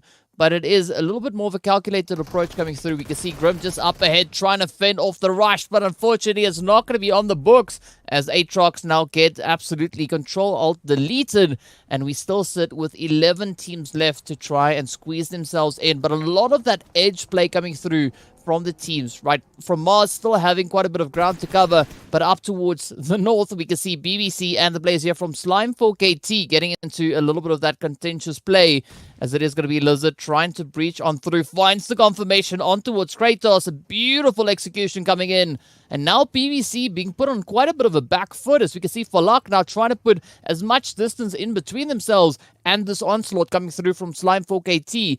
But I'm curious to see what Sunny is going to be doing as well. Sunny, of course, positioned much further towards that northern edge. So a very, very separated play coming through here for BBC. Exactly. BBC getting pushed by the boys from Slime 4KT. We haven't really spoken much about them, today, but they're obviously one of the clans that, we do know, struggled in that qualifying stage, but coming into this next phase, they've been absolutely amazing, showing what they're capable of. A good game right here could very well even send them into that top spot within, the leaderboard right there. So we're curious to see how they do perform and continue to showcase what they're capable of. But DK, my goodness, I mean, going into that Sanhok game, we had so many different teams all the way even into, that 7th zone. But looking at how aggressive things are right here in Miramar, we now have 10 teams right here in just the 5th zone, DK. I mean, Slime 9 definitely now. looking to show up as they just apply pressure upon pressure on the teams in the surrounding area. But again, a good position being utilized as we can see them now moving in on towards that northwestern side. Not a lot of teams in position, all right, rather in opposition to their current situation here. So they can actually just sit around and wait to see who's going to dare venture up in their direction. Meanwhile, it's not the same thing down on towards that more southern edge. The players here from Chaos Kings are going to be looking to kind of clear the pathway before advancing further in towards the zone, taking aim at the players from Apex situated right there alongside them. But now Sincerity is going to be falling victim to the aggression being shown here by Slime. As you can see, a little bit of that ridgeline being a saving grace now for Sin. But will they be able to kind of get themselves out of that situation as we look back over on towards the eastern side? It is going to be now Apex looking to find out the players here from Desert Flame.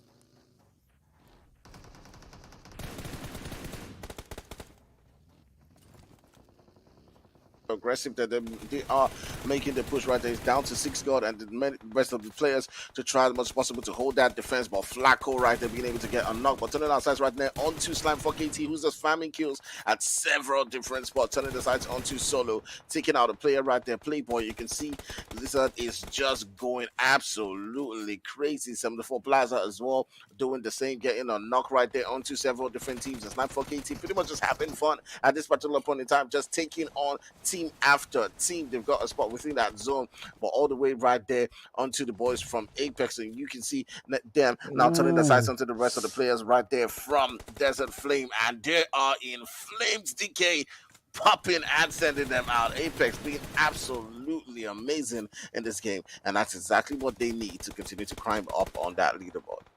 I mean, Apex, Slime, both teams out for blood as they step up, looking to crank their performances up to 11. You see World for Luck now getting positioned up ahead. Of course, those third-party sprays are going to be reaching across. But Slime not out of the woods just yet. Still many teams in the vicinity. With that, it is going to be the end of the road for the Desert Flames, as that zone is going to be closing up once again, taking us over in towards that 6th phase. BBC also now following suit. But the Chaos Kings now feeling the pressure getting sent up in their direction. As we can see, hit after hit connecting on through. That vehicle explosion comes in. And now it all relies on the performance coming through from Swags, as we got Trip and the rest of the team down on their knees, bleeding out slowly. But a beautiful, beautiful capitalization coming through here from Apex. And they've got controlling angles moving into the zone. You've got Team Unique also looking for a bit of a vantage point to play. But Exist now just getting taken down and nearly instantly confirmed. My goodness, what a wonderful gameplay coming in from Apex right there. They're currently sitting down with 10 kills, so many different teams around them. They're just sending on shots and farming at this particular point in time. They obviously will be looking to get that revised, but on the other end, you do have Slime for KT putting in a similar performance as they do take out Sincerity right there in 7th spot. And you can see the boys from Slime for KT going absolutely crazy right there, as well as Apex. And it does look like those two teams are just on opposite ends, just going wild on this particular game and just taking on shots to several different teams. But do not discount the boys from Solo, as they are still holding their own and might be able to turn things around in this particular game. Things are about to get wild, while Slime for KT is looking to make the rotations into that zone as well. The boys from Solo might prove to be a problem for them, and you'll be curious to see how this game actually does flow, with Unique as well coming into the picture. Oh, look at that though. Solo reaches in, sends Chaos Kings backing, and this could be very much on the books now for the players from Apex to clutch this victory. But they are still going up against Slime for KT, so your prediction could still come true. I'm not very hopeful for Solo, as you can see a lot of pressure being applied to them. And now they're just trying to huddle up alongside that hard cover. Fortunately for them, all the vehicles surrounding them have already been exploded. So some great coverage for them to utilize, at least for the time being. But that zone is not going to be waiting for them, as we see it closing on through. Apex also going to be trying to find those extra few hits. Oh, Alternex tries to make a rotation, finds a few trades. And now Yuji Boy in a world of trouble, as Apex look to mount the aggression. But look at the sprays though from Andrew. I mean, Slime just falling victim to almost everything, and Lizard in a very exposed position right there on the very edge. Team Unique also going to be looking to close it out, and our final 4 teams really going to be having to fight it out to the very, very finish. Ooh, lovely gameplay coming in from these teams as Apex is just getting knock upon knock. But Slime for KT on the other end, they do lose one player, they lose Pronto, but they still have a three-man squad in this particular one. And it's down to, for me, it's down to these two teams, Slime for KT versus Apex. Apex looking really strong. They got themselves a position within that zone. And my goodness, it's all down to, who gets those knocks right here. But Yesa goes down. Slime for KT is still pushing on. They do know how to finish these games. They do know how to take on those final circles. And these two teams who absolutely deserve to be in this final circle going up against each other. And right here, right now, it's a 3v4 on both ends. One player each have been taken down. You can see Lisa is currently down. I do believe Fex is trying as much as possible to get that hill. And this is the moment where the boys from Apex will be looking to push onto that position where Slime for KT is currently at. Get a knock or two and take them out of the game. DK is not looking quite good for Slime for KT. They've gotten themselves a whole lot of kills, but so has Apex.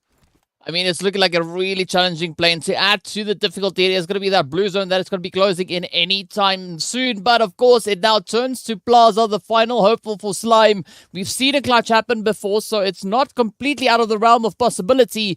But I'm not quite sure whether or not that is going to be likely at all. As we can see, Apex still bringing in some absolutely phenomenal numbers. And with that, it is going to be that winner chicken dinner getting awarded to Apex, and 14 eliminations locked in, and an absolutely glorious 29 points for them.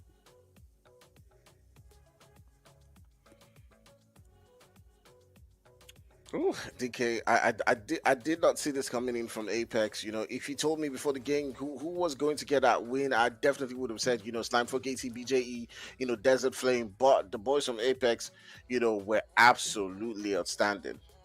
Absolutely outstanding is the correct word to use for the performance of Team Apex. 2,900 damage, 14 elims, 29 points, which not only is going to be getting them much higher up the leaderboard, but it also represents the highest points tally of the evening thus far. We've only been ramping up since we started on Erangel, onto Sanhok, and now here on Miramar, Team Apex showing us what they're made of.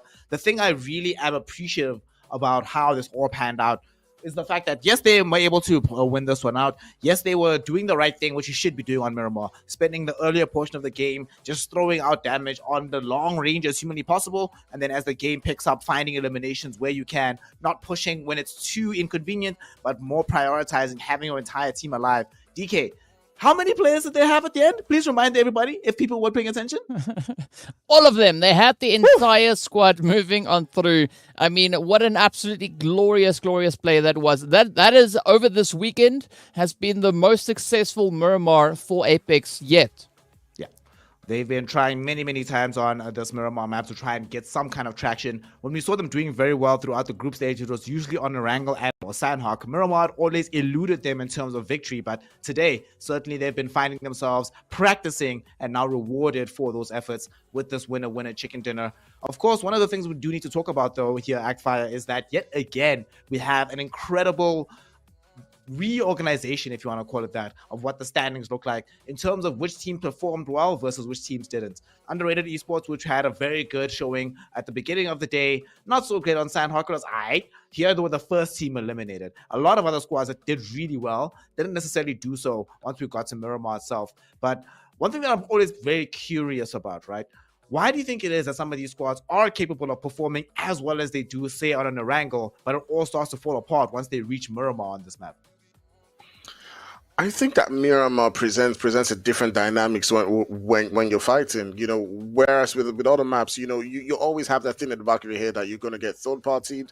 You're taking on fights quite quickly. You're rushing to just seal them through. Same thing with Sanhok. But with Miramar, there's less of those third party situations. I mean, it does still happen, but it happens a lot less. So teams know that you're not going anywhere. You're not running. Once we're pushing into your building, once we've gotten that knock, we're taking you out, and that allows a lot more teams to be a lot more aggressive, while they're making their attacks.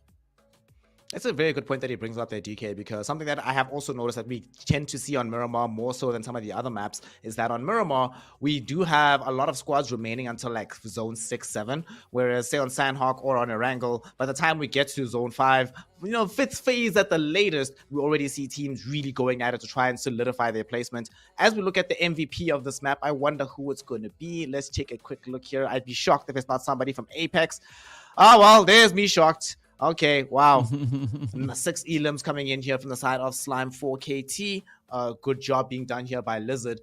But talk to us about this, right? The fact that you have so many of these squads that once they are in this map, once they are in Miramar, once they are figuring out, okay, let's actually make these deeper pushes, let's force big fights. We normally see at the very beginning of these matchups in Miramar, teams, like we said, putting in damage, backing off a little bit. This time around on today, we saw teams really completing the kills, going in for the full aggression, like Actfire was mentioning. What do you think changed? Because strategically, you would imagine that things would be the same as they were last week, but it definitely was not the case today. I mean, teams are coming to the realization that they need to up the performances, right? But also, the beautiful part about Miramar is that there's a lot more that kind of separated or more isolated kind of positions to play in. That's why, as Tony said, once the teams move in, they know that there's nowhere to run. You are going to get rushed, you are going to get dominated, you are going to get toppled even, as there's not a lot of space really for anybody to run once that rush has kind of been locked on through. And I think that's what kind of separates Miramar from Sanhok, right? On Sanhok, we see a lot more of those third-party players come in because not only there's the map much smaller, but there's also kind of just the way the terrain is structured that it allows so many more teams to get involved in these altercations, whereas on Miramar it's a little bit more isolated and teams have the ability to survive a little bit longer should they find themselves in a position where they could actually resist the temptation of jumping at every engagement that comes ahead of them. Absolutely. Having the discipline to resist that temptation is very important. And discipline, of course, will be rewarded here in the Umzansi Esports League as we do now take a look at what the leaderboard looks like coming out from this map of Miramar. Of course, Team Apex will be leading the pack here with 29 points claimed from themselves, 15 placement points, 14 eliminations. Very, very good performance. However, Slime 4KT not far behind them, posting up what would be in other contexts, Actfire, a winning performance, getting 27 points for themselves. Here, it just happens to not be enough. But the thing I really want you to talk to us about is how on earth was Slime and Team Apex able to dominate the pack to this degree? You have to double the points of the next teams behind them before you reach their score lines. How did they let this happen? I think you just have to understand what was building up in the previous games, right? These two teams were already beginning to show some signs of aggression, but somehow, for some reason, maybe it was third parties, maybe it was just rotations, they weren't able to just build into their game style. And I do believe that's what Miramar allowed them to do. That it afforded them that space, that cover enough to be able to take on teams as much as they can and just build into their game. You could see Slime 4KT was at one corner going into that final circle. There weren't as much teams as there were in previous games where we would see about 14 teams in that zone 5 or zone 6. This time around there had been a lot of aggression moving into that final zone, so maybe you had about 10 teams, so there was a lot of space to work with, and they were just free to be able to just build in their game, circle around and take on these guys. One thing about these two teams being this far ahead of everybody else, DK, is the fact that, yes, they are creating a bit of a disparity in placement points and in total points in general. However, they actually make the situation better for teams like Fear. We just saw Sincerity Esports in 8th position, even a team like Desert Flame Esports. And the reason why is that if those two teams at the very top are taking all of the points, that means that even if you're getting just a few of them, this can make a meaningful impact on your overall placement in the leaderboard. Is that something that teams are thinking about? The fact that, well, if there's one team dominating the map, or we don't have to necessarily rise to that same level as they are, we just need to be good enough, basically, to not get eliminated early, get a couple knocks, and that's going to be an okay outing for us, even if we don't walk away with that winner chicken dinner.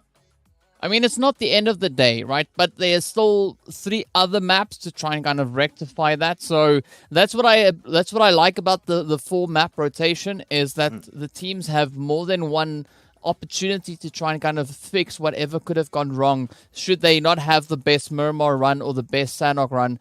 There's still the other maps to try and make up for what was missing. But teams need to still try and find that balance, find that consistency and that rhythm to kind of take them through the entire map rotation instead of just performing like absolute monsters on one map, unless of course it's needed for them to just move themselves a little bit further up on the overall rankings.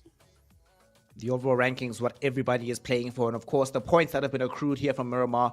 Not just for Miramar, it's not just a fun day at the office. This is all going to be going into the grand collection of points in the semifinals. Everybody at home needs to remember how deep we are into this. Here on day number 2 of week 8, this is officially we only have 3 days of competition left in these semifinals, so you are running out of chances to get yourself into these top 8 positions. Of course, teams like Team Unique, Slime 4KT, BBC to a lesser extent, but especially Team Apex, have done quite a bit today and have elevated their positions very high up now into this first page. Top 6, probably where you can start to feel very confident about getting yourself into those finals. One thing that I find interesting here, though, Akfire, is that even though the maps that we keep seeing have these major disparities often between the teams at the very top and the teams underneath them, whenever we come back to the overall leaderboard, it's such a smooth transition. It's so close. It literally is the case that one of those performances can make a huge difference. In fact, the most we've seen from one single map was what, 33 points, if I'm not mistaken? And every single team in the top 16, if they got themselves those 33 points, would immediately go into the top 5 as it stands right now. So it is super competitive. It is extremely close between all of these squads. Now, one thing that is always the case is the thing that can make or break these teams is momentum and mentality. The 2 things that maybe we should replace the M for in PUBG Mobile. Which teams have you been scouting out today that you think have been able to do enough to show that they've been gaining momentum and have the correct mentality to keep pushing for a winning slot?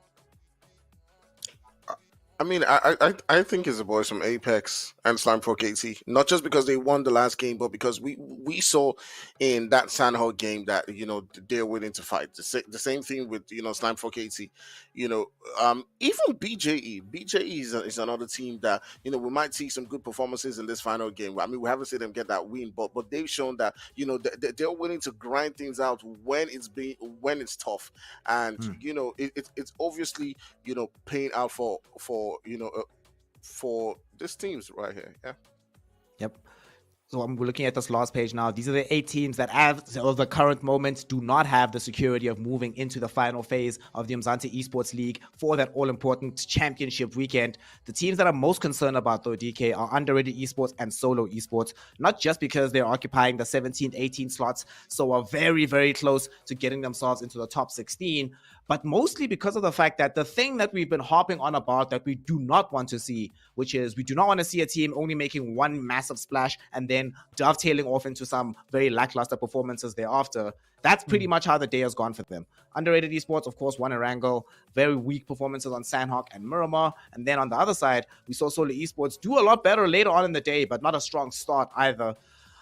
Consistency has been the thing that we've always wanted out of these squads here. The fact that they lack it right now, obviously we can't ask them to just practice and regain this. What tools do you think they have in their arsenal that can allow them to plug the gap that they might not be able to use consistency to paper over? I mean, the main component on this is focus, right? As I've said many times before, it's all about that mentality. It's quite a mental performance as well, being able to kind of read the current situation as it keeps on changing. The teams keep on moving. You've got opposing teams at some point either stepping up their performance drastically, or you've got other teams that are struggling a little bit, and finding that kind of adaptation in between the mess of whatever else is happening out on the battlefield. It requires a lot of mental power. So I think the ideal thing here would be for the teams to try and just maintain the focus, keep their eye on the goal, and just keep on working towards that. And should they be able to succeed in that, I do think that we're going to be seeing a lot more of a consistent performance come in. I mean, one team that has been extremely consistent today has been the players there from Team Unique. I mean, they're sitting on an average of already over 50 points just in the first 3 matches. Yeah. It has been wild, honestly, to watch the transformation of Team Unique going from the group stages into these semifinals. Of course, the opportunities for some of these squads to transform, level up, and go Super Saiyan are not completed just yet. We still have one more map for tonight to see whether or not these squads can rise to the challenge. This is the Umzansi Esports League, the 5th season, brought to you by Nodwin Gaming. We are very deep in the semifinals, and after today, we'll have a conclusion of the 8th week. So don't go anywhere. Stick around. We're going to take a short break. When we return, the final Erangel map of the evening, the conclusion of week number 8, but of course, more PUBG Mobile action. So we'll see you soon to bring you that. Don't go anywhere.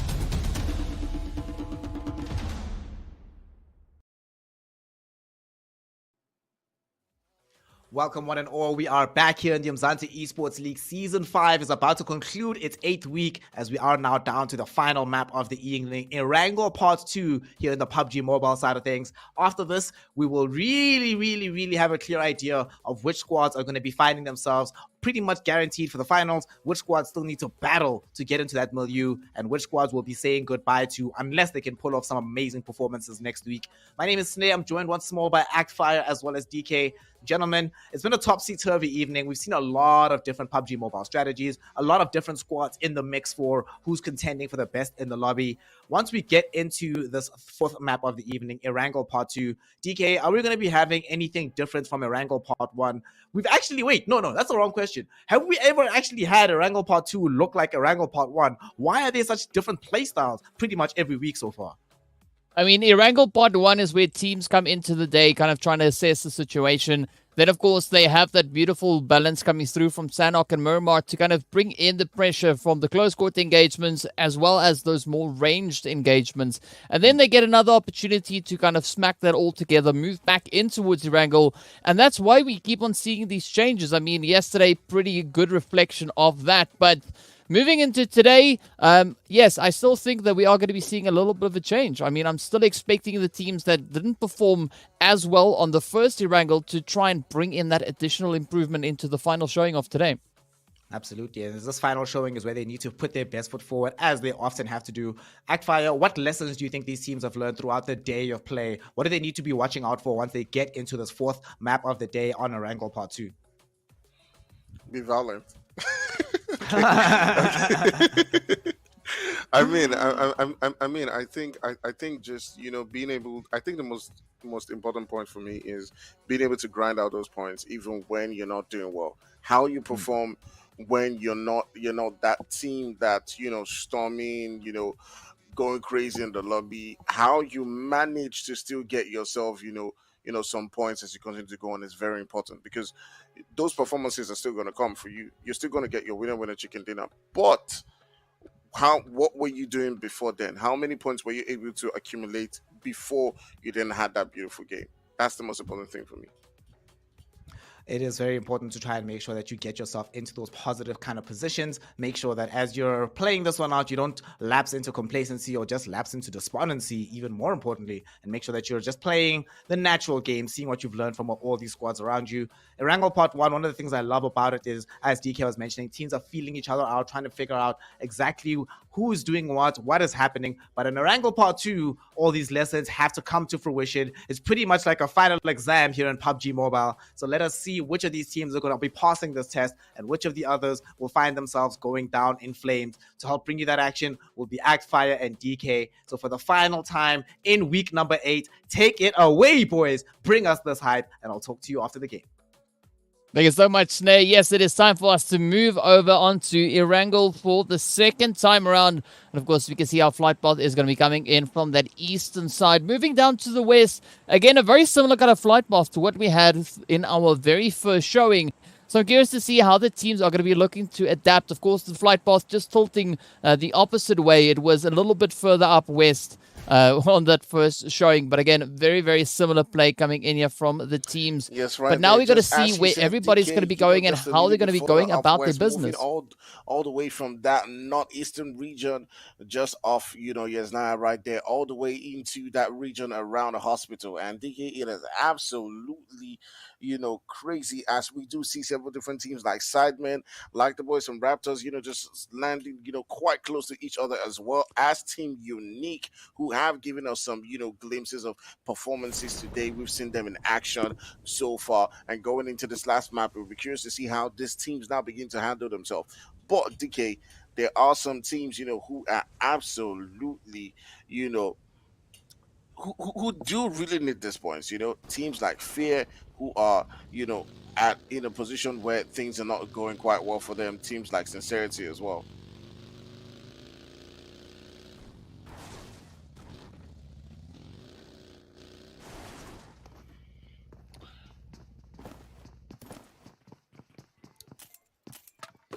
All right, so taking a look at the way things are currently situated right here in this particular lobby, looking at that map right there, you do see a lot of teams already, holding a really good position so far. And my goodness, what uh what an amazing amount of space is situated around Pochinki Farm, Quarry, Ferry Pier. A lot of positions for these teams to now begin to rotate into.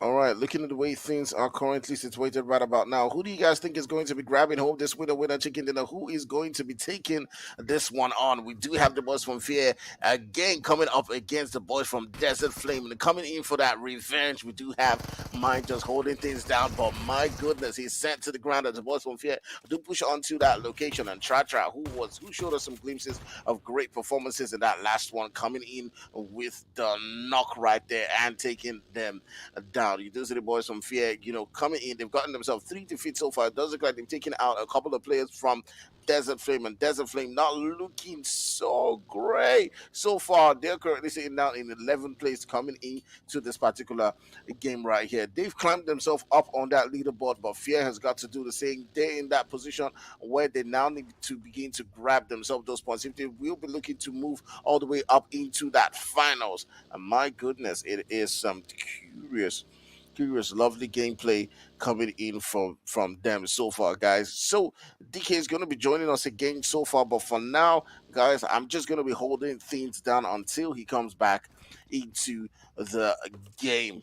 All right, so just taking a look at the way things are currently progressing, we do see that the action is already beginning to go down, guys. So I want to hear your predictions until DK comes back. Usually in every single game, guys, you know how it goes. I and DK pick one team, that we think is gonna be doing well. Last game I chose Line for KT. They came second again. My teams have been coming second over and over and over again. So this time around, I'm gonna give it to Fear because I feel like Fear needs it. I feel like they do need the points, to qualify. And even if they don't win, they've already started their momentum, quite good. They've gotten themselves about 3 kills. They've taken on the players from Desert Flame who are a very good squad, of course. We know the team from G3, but Swag, Outcast, and the boys now need to begin to show the dominance in this particular game, and we'll see how that one works out for them. But they're rotating around the boys from Apex, and you can already see them coming down for the vehicle and beginning to take on shots. They got to be careful because Jason is up on that hill, and right now the shots are already beginning to let loose as Outcast goes down. My goodness, not the way that they would have hoped for things to go right now. Swag's in a situation where he's pretty much in a 1v3 and has got to pop out that smoke. So this help from the rest of his teammates. So you can see Tracha beginning to make the move onto that position right there to provide the support onto his teammates, now beginning to pop on shots onto that position where Professor is currently situated at. Outcast's health is really low. It's a very dangerous situation. Lens has got to come into this particular one right there. You can see them beginning to push Yesa in that position where he's currently situated, and Swags goes down as well. Out with Outcast now taking down, Swags going down. It's just left with Lens. What are they going to do? How do they hold this one down? Two players from Fear, currently taken out of the game. The boys from Apex being absolutely crazy in this one. The winners of the last game, being able to spoil my predictions. Spoil my predictions. But anyways, they keep it going. They keep things rolling as Lens can only look on helplessly from a distance right there. Trasher just deciding, to smoke his way out and rotate away from that position right back into, that region where Lens is at. But the boys from Apex look like they want to get into this one. They want to get into the fight. They've got the boys from Solo, who were rotating around them. And it's some crazy stuff going down right about now. All right, so we'll take a look at the way things are currently going to be building up as we continue to move on in this particular map right here. All right, some good action. I want to hear, what your predictions are going to be right there in the chart. as we, continue to build things up. But it doesn't look like it still looks like the boys from Apex are going to, just keep trying as much as possible to stalk and look for the rest of the players from Fear. But the Lens and Tratra do move away from that position right there. All right. All right, so we do see some predictions right there saying Apex balling, Slime Apex, and Chaos Kings for the win. Chaos Kings have not had, quite an interesting day. Like I would have hoped that they would have had, they're one of those clans, who you consistently show their performances, show what they're capable of. But right here, right now, they've not been able to do the same. Fear Esports started out this game, looking quite great, but came up against the boys from Apex, and was absolutely outstanding and took on two of the players with Swags and Outcast, taking down.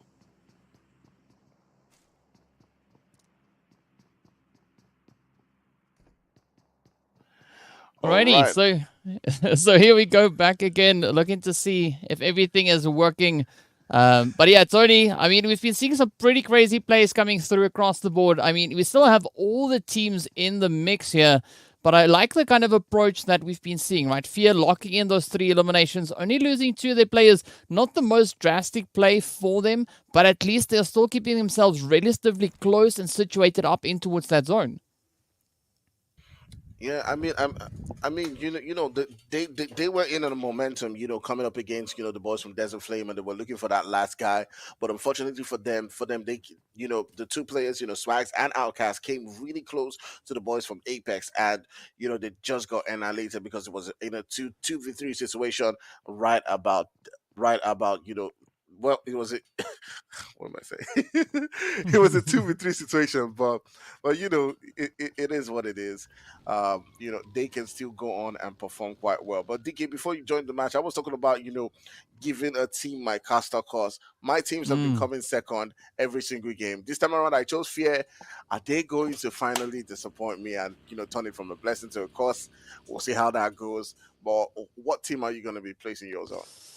Ooh, I mean, I would definitely go with Team Unique, right? They've been showing the most consistency across the board so far today out of our beautiful selection of teams here. So I'm going to be hopeful that they are able to kind of uphold that momentum across the board. And looking at where they currently find themselves, of course, they are situated up in that water city or that sunken town or whichever one you want to call it. You know where I'm talking about. A very centralized position, so they got to be somewhat watchful as to how they look to play that position out. But the rest of the lobby now going to be exploring a little bit of a different region here. We got Sidemen, BBC, as well as the players from Mars now pulling up alongside each other.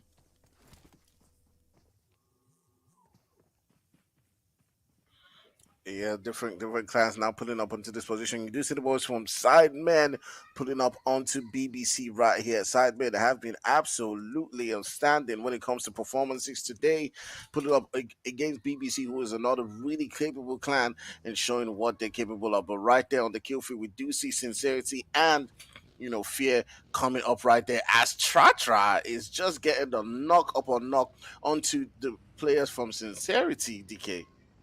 Oh, that is looking absolutely devastating. A Sincerity now are the first team to make their way on out.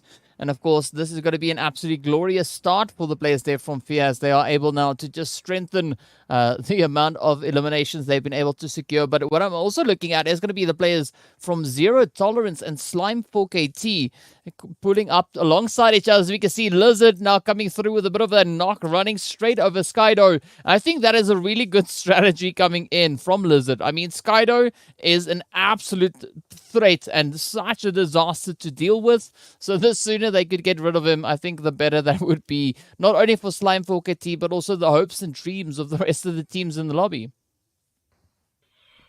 Yeah, definitely. Everyone knows how strong Skydo is when it comes to his performances. But looking at the kill feed right there, we do see Aatrox taking on the player right there from BJE. BJE not having quite a day, DK.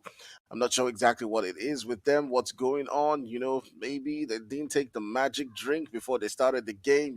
Popeye spinach was out of stock today. Something's just not really there for them. But anyways, we'll see how they continue to to go. They're quite comfortable up on that leaderboard. So we'll see, what happens, as they continue to progress. But looking at this one right now, you do have Sidemen not too far away from BBC. BBC's up on that hill, just stalking, trying to see if they can get one knock or two. But there's also another team who is hot on their tails, not too far away, looking to see if they can get a third party once this fight actually does start to happen. Yeah, and they really need to try and get themselves situated now, as that zone is going to be taking a beautiful shift over on towards Gatka and Chopsticks. And I'm quite curious to see what the teams are going to be doing. Apex already in position. They are just lying in wait, looking to see who's going to be pulling on through. But also a really good position coming through from the players there of Chaos, as they now hold on to a very sought after region. And they are going to be having to defend that, as we've got Desert Flame, BBC, everybody now just rushing for those positions. But again, it's going to be super challenging, as now everyone will have to try and find a play. Already Sunny going to be running over the Chaos Kings there, as they now just absolutely rush on forward. As you can see also, Sidemen coming in with a little bit of a steady approach, right? Not going to be taking any drastic moves. Instead, going to be looking for a good position to rotate up in towards, with Sleepy now being the scout here. So I'm loving this approach coming through. But again, Sleepy now needs to be super cautious and maybe not pull straight up in towards Apex. We've seen a couple of good performances from Sidemen, today, but that definitely isn't enough for them to, climb up on that leaderboard. They'll be looking to, perform quite well, as they currently sit down in 15th position. They'll obviously be trying to take things as cautious as they can in this last game to grab themselves some points and move up. But right here, we do see the boss from BBC coming up against Chaos, as they're beginning to send on nades and send on their mollies into that position, where I do believe is the last player from Chaos, as he's staying in a very incredible position right there, trying as much as possible to stay alive as much as he can. But right there, you see Valak going in for that elimination, as they do send the boys from Chaos out of the game coming into this one. Chaos was sitting down in 5th place, so they're still quite comfortable. But BBC on the other end was sitting down in 3rd place, just below Slime 4KC in 104 points, and will be looking to continue to move up on that leaderboard right there, boosting their confidence. Obviously, they're a team that's not looking for those points to qualify, but they will keep on causing trouble for all those other teams. Yeah, definitely quite a bit of trouble that could come from that. Of course, we see the players there from Mars also now having to pack their bags up, as Team Unique has ascended down upon them. But of course, also up on Everest, we can see the players there from Slime 4KT and Zero Tolerance going at each other's throats. And a very contentious position to be had there by both of them. Of course, Zero Tolerance sitting up in the top 10 alongside the players there from Slime 4KT. But as we saw, Slime putting in an absolutely substantial push, and with that now eliminating Zero Tolerance, and that is going to be elevating Slime 4KT even further up that leaderboard, putting them in a very tight running to potentially gain control of that pole position. But of course, they are going up against the players there from Unique. We see now starting to get hit by that blue zone as it's making its way on forward. Of course, we are getting to the end of our 4th phase. But Raptors, Aatrox also in some pretty close proximity. And we can see the players from Underrated currently on screen, just situated over on towards that western side. And that could be a beautiful third-party utilization coming in from them, should they turn their attention and focus over on towards BBC. I'm not even sure what they should do right about now, because they're trying to gather themselves enough points right here to continue to move up, on that leaderboard and be very safe, while other teams are looking to move, towards their position. Underrated Esports, currently sitting down in 17th spots. They do need this game, right? This game is, a very tough one for them. They going into this game, they were sitting down in 67 points alongside with Aatrox. Right, so if they can continue to gather themselves some points, they might be able to move up right there. The same thing, with a lot of clans, who will be looking to continue to gather those points, like Sidemen sitting down in 15 points. So these teams are, fighting for their life right now. They're fighting for the chance to move all the way into that finals. And you can see Aatrox, getting down there by Slime 4KC. They're already, obviously these teams will be looking at the map right now, most likely maybe DK, if we have someone doing score calculation for them, bringing out their calculator, saying, "Oh wow, Aatrox is out of the game. Okay, we do have a chance now. Let's go on. Let's push." And this definitely will be, some hope for the boys from Underrated and Sidemen. Well, I mean, Aatrox and Underrated, they were pretty much tied on points moving into this match. So this could be a beautiful, gracious play now coming through for Underrated. As we can see them locked in on that one elimination, but they still have a potential run to make at least for those placement points as well. Meanwhile, the players here from Slime 4KT, they are just dialing up their aggression as far as they can. I mean, I think potentially even breaking the dial, as they've now been able to secure themselves 5 eliminations. A very dominating position coming in on towards this northern edge. We can see, of course, the players there from Fear held up right alongside them. But it's been a really challenging day so far for the players from Fear, right? They've been putting in the efforts, trying to kind of just break the mold and find any additional points that they could muster along the way. But so far, things are looking a little bit tough already. I mean, the performance that they've been bringing in the second showing on Erangel is an improvement on their first time around. But now they are down to only 2 remaining players. All right, yeah, definitely that's what it is, as they're down to, like you said, just 2 remaining players right there. The boys from, Fear also putting in the work right there, as they're down to, this 4th zone, moving all the way into that Fear. But Slime 4KT coming in with that same momentum that they had in that previous game, but you can see them just moving away from that region, going away from where the fight was happening and trying as much as possible to move away. But now turning our sights onto Underrated Esports, going against another team that needs to get out of the zone. This fight is actually between 2 teams who are looking to qualify, and this might just be the deciding factor. If Underrated can take out Sidemen, then that may just be enough for them, to leapfrog them and potentially, qualify into the next race. Yeah, I mean, coming into this match, they were only separated by 2 points on the overall standing. So whichever team is able to acquire the majority of that would obviously be benefiting the most. But BBC now going to be taking an absolute plunge as they come rushing towards zone. Oh, trying to pull out into the fields. We've got Apex smack dab center, but a beautiful spray coming in here. As we can see, the players from Underrated now trying to alleviate a little bit of the pressure, moving down on towards BBC, but it's an absolute crossfire. As we can see, the teams in the vicinity going to town. It is looking pretty chaotic for BBC now, as Falak is going to be that final potential hopeful alongside Kratos. But fortunately for Falak, that reinforcements do arrive, but it's not going to be enough, as Kratos now also nearly instantly gets taken on down, and the players there from Solo Esports really capitalizing on this position. Meanwhile, it is going to be the end of the road for Fear, as they are sent away alongside the players there from BBC, and a very, very unfortunate turn of events.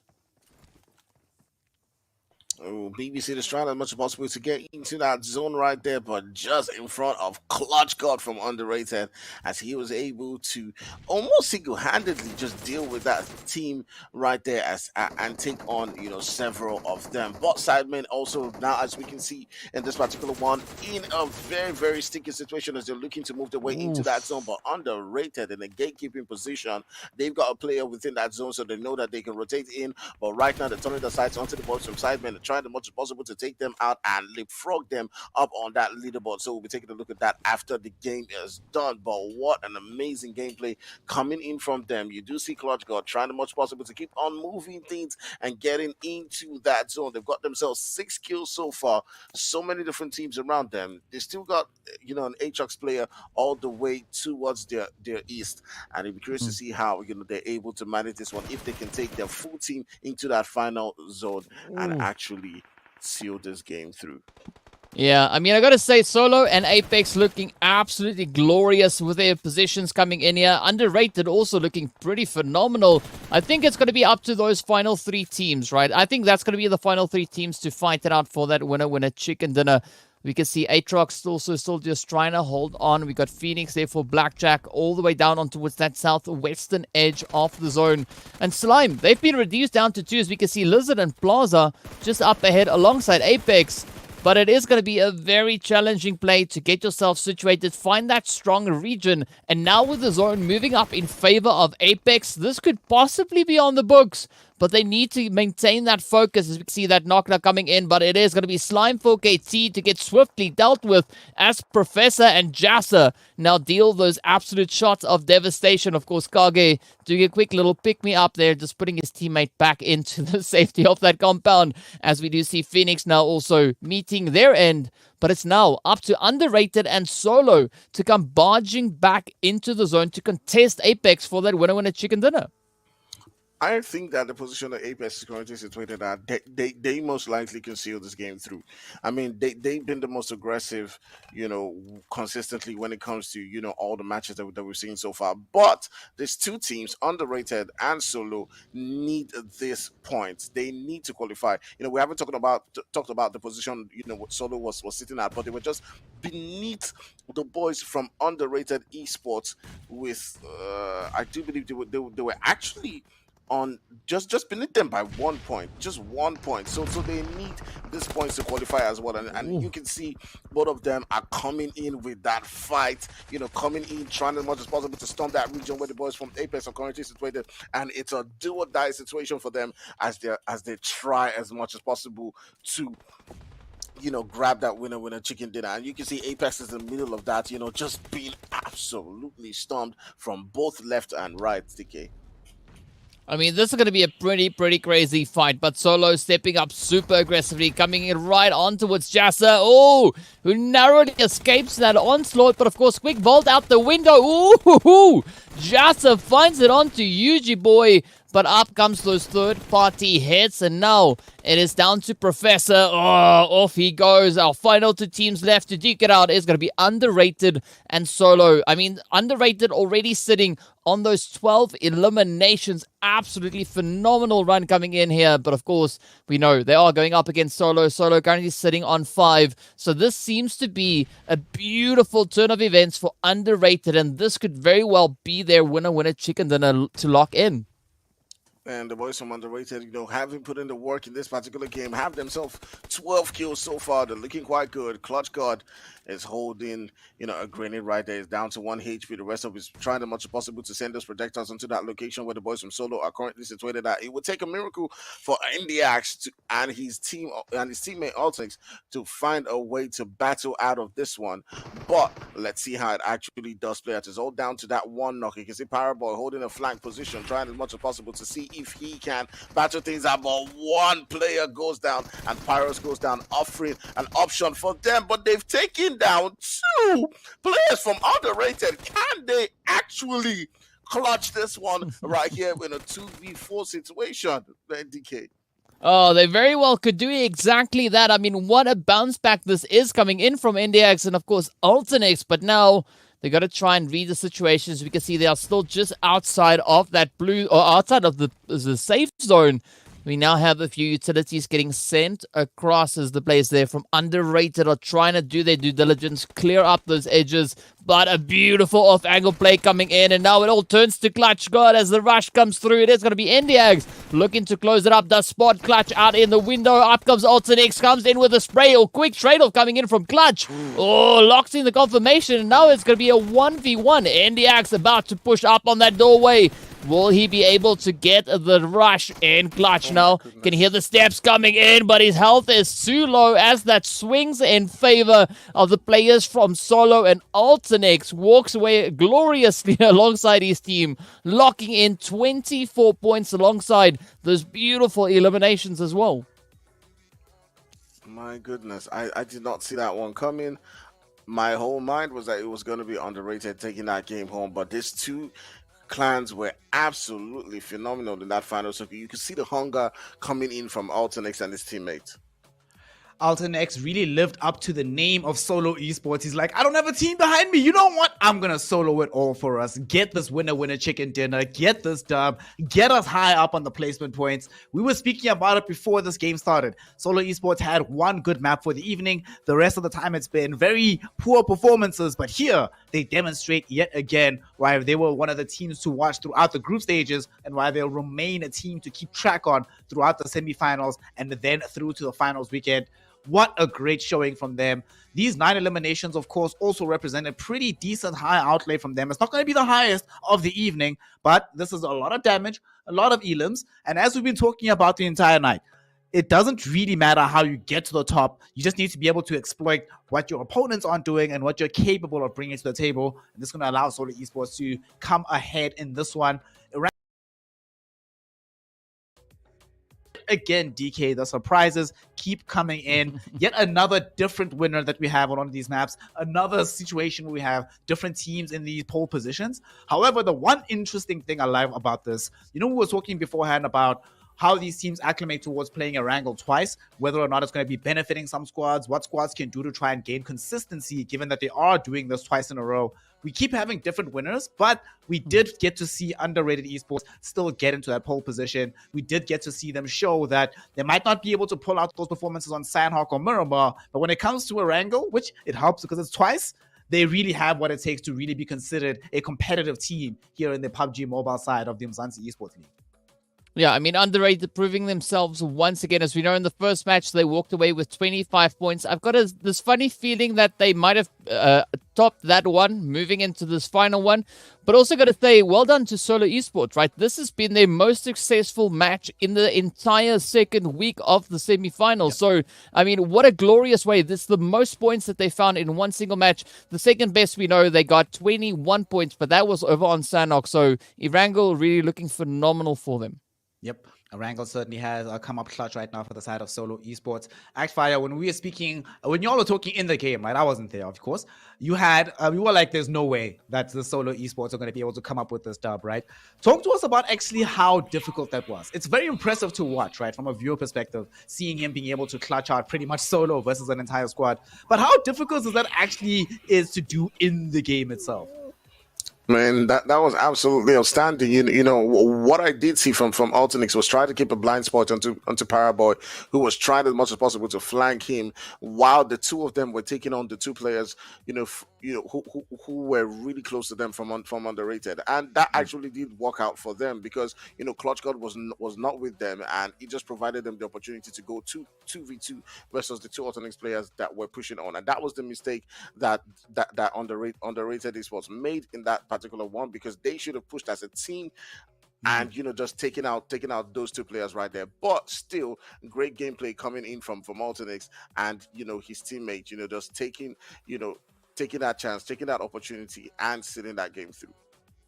I mean, at the end of the day, sometimes we can be forgiven because these players are also human at the end of the day. They probably thought, we've got this in the bag. There's no reason, no need for us to really go all in to try and get the jugular on this. But this is the Umzansi Esports League. Every single squad that is in the lobby is incredibly talented. So you never can feel like you have a moment to relax or even catch your breath. It has to be 100% all the time, every single second of the game. And of course, because Solo Esports were the ones to bring that 100% energy, they're the ones that will walk away with the winner chicken dinner.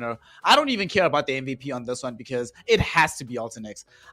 Kills don't even matter here, DK. Sometimes it's not a situation of how many kills you actually found for yourself, as we do see that the most kills were picked up on the side of Slime 4KT, as Plaza was able to pick up 6. But the nature, the manner of the kills, and also what those kills represent. If he doesn't pop off like that in the last few minutes, they do not win. But because he does, they do. And that makes, in my mind, a much bigger impact on the map than simply getting the 6 eliminations, even though it's quite a lot from the side of Slime 4KT. I mean, at the end of the day, right, any additional points teams can find. I mean, come on, they just look to capitalize on top of that. And I mean, Plaza coming in with an absolutely glorious performance. Slime 4KT, of course, finished up on 8 points, 8 eliminations rather in total. So that does really carry them quite a bit, especially coming in with the 6. But I gotta say, Alternix, he just proved himself so beautifully, picking up those 5 eliminations and really showing that, you should never underestimate any of these teams. And I think that is kind of where underrated fell off, especially moving into that last circle. They underestimated the power that could come through from the players there from Solo Esports. Underestimation has been the death knell of many squads, not just in this season of the Umzansi Esports League, season 5 it is, but historically that has often been the case. Usually though, the beneficiary of being underestimated is the Slime 4KT squad. That's why they've mastered the sandbag through the group stage meta into performing very well in the semifinals. At this point, I'm pretty sure everybody knows what's up. They're not going to be surprised by this team doing what they're doing nowadays, but of course, the fact that we keep having different squads at the very top, despite the fact that as we look at these match rankings, Team Unique, Slime 4KT, well, Blackjack didn't have the greatest performance today. It was okay. Apex, these teams have actually still been fairly consistent throughout the day, right? And they've been doing more or less the same thing throughout the day's proceedings. It's very impressive to me that we still have this coterie of squads that are remaining consistent, playing very high-level PUBG Mobile, but nonetheless, we still keep getting a rotation, not just of different winners, but the winners aren't always in the teams that are very consistent. The very consistent teams, they'll post up a winner chicken dinner once in a while, but they don't necessarily have to be an underrated esports pushing for the W's twice in a row, as underrated esports have gotten their second winner chicken dinner for the evening. I want you to talk to us about, in terms of preparation as a squad, when you're busy practicing, preparing, you know a lot of these teams personally. How do they value that ability to be able to turn it on when it really matters versus how much they value just simply performing at a average, consistent level, even if that level isn't necessarily your highest ceiling? I think one of the hardest things psychologically I've seen teams deal with is that ability to continue to hype yourself even when things aren't going quite well. When things are going well, when you've grabbed that winner chicken dinner, you can continue. You now have that belief within you, like an underrated esports, right? They got themselves the winner chicken dinner earlier on, and then coming into this particular game, you saw them, almost get that win, but they still got maximum points out of the game. So at the end of the day, they're very hyped up. But the issue is when you come back tomorrow, and it's a different thing. How do you grind those points? That's exactly what makes you champions. When things aren't going your way, how do you still manage, like a BJE, like a Slime 4KT, just to get 8 points, 10 points out of the game? That's what definitely counts for these guys, and that it will be the difference as they continue to climb up on that leaderboard. It's very tough for a lot of teams. Yep. As we see the second page though, DK, it's this is the saddest second page I think we've ever seen in the Umzansi Esports League. 4 teams getting only 0 points. One of these teams getting 1. Sidemen only getting 2. The fact that Raptor Esports in 10th place has more points than 11th to 16th combined, that is not supposed to happen. And this is somewhat atypical on Erangel because some of these squads did very well on Erangel Part 1. So this is really going to hurt them as we look at the overall rankings because they are not really going to move all that much if you are one of these second page teams at this moment. I blame it all on Solo and underrated, right? It's all their fault. That is why we see that second page looking the way it looks. But I mean, it's looking absolutely phenomenal for underrated and Solo, though, as we can see them now sitting in 7th and 8th place. So a glorious run indeed. But I mean, they've really been showing their capabilities, especially in this weekend's performances, right? Solo, they've had 2 glorious matches yesterday. They've had two amazing matches come through today. I mean, underrated, they won each Erangel showing, and they got 25 points on each match. So they already just banked 50 points on 2 matches right there. They banked 50 points, and because of that banking of those 50 points, they immediately leapfrog into the top page of our overall rankings. They are in the top 8, feeling very confident about getting themselves into the finals. Of course, Slime 4KT is now at the very top with 137 points, muscling out Team Unique a little bit lower than them because they've just been more consistent this evening. Of course, these are not the teams that need to worry about anything. It's the teams going from 9th to 16th on the second page that are sweating a little bit. Yes, they've done enough, especially if you have played 12 games to get yourself into the top 16. However, there's no way that you're comfortable with your position right now, given how precarious it is and how easy the 15th, 16th slots can be swapped around with the 17th, 18th slots. Actfire, before we came into this game, there was literally only 2 points separating the teams. Right, 15, 16, 17, and 18 were separated by 4 points, technically. This is scary. This is awful. And if you're a Raptor, especially Raptor, that's the team I really want to talk about. Because after last week, if you'd asked me, I would have said, yo, this team is guaranteed to be a nailed-on starter in going into the finals weekend. Very awkward performances from them today. They have to be sweating because they know they're capable of being at the top, but the performances they've given us have only brought them just into this lifeline category. You're the coach now, Fire. What do they need to do? Because they only have one game day left, practically 1 week of play remaining in week number 9 of the Umzansi Esports League. What is the advice for sticking it through so you can get into the finals weekend? You know, if you look at guys like Slime 4KT, you look at guys like BJE, they're not all the way in that top because they were winning every single game. You know, we've talked about this over and over again.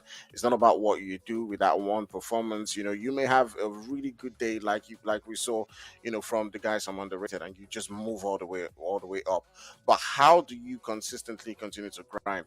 If Raptors gets themselves, just add 7 points or even 6 points to what they have currently, they go all the way to 80 points and they move all the way to 13 spots, right? So Desert Flame on the other end, and they got themselves some kills. They were able to still maintain, you know, that top 16 spot, and they're still there.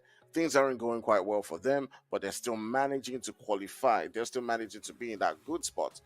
Whereas you have some teams who are just waiting for that great performance or waiting to stun the lobby or things like that. So some of these teams, my advice would be, when things aren't going your way, just whether it's hill strats, whatever it is, whatever you need to do, if you need to camp, whatever it is, just get yourself those 8 points, those 10 points, whatever it is you need to do to just qualify.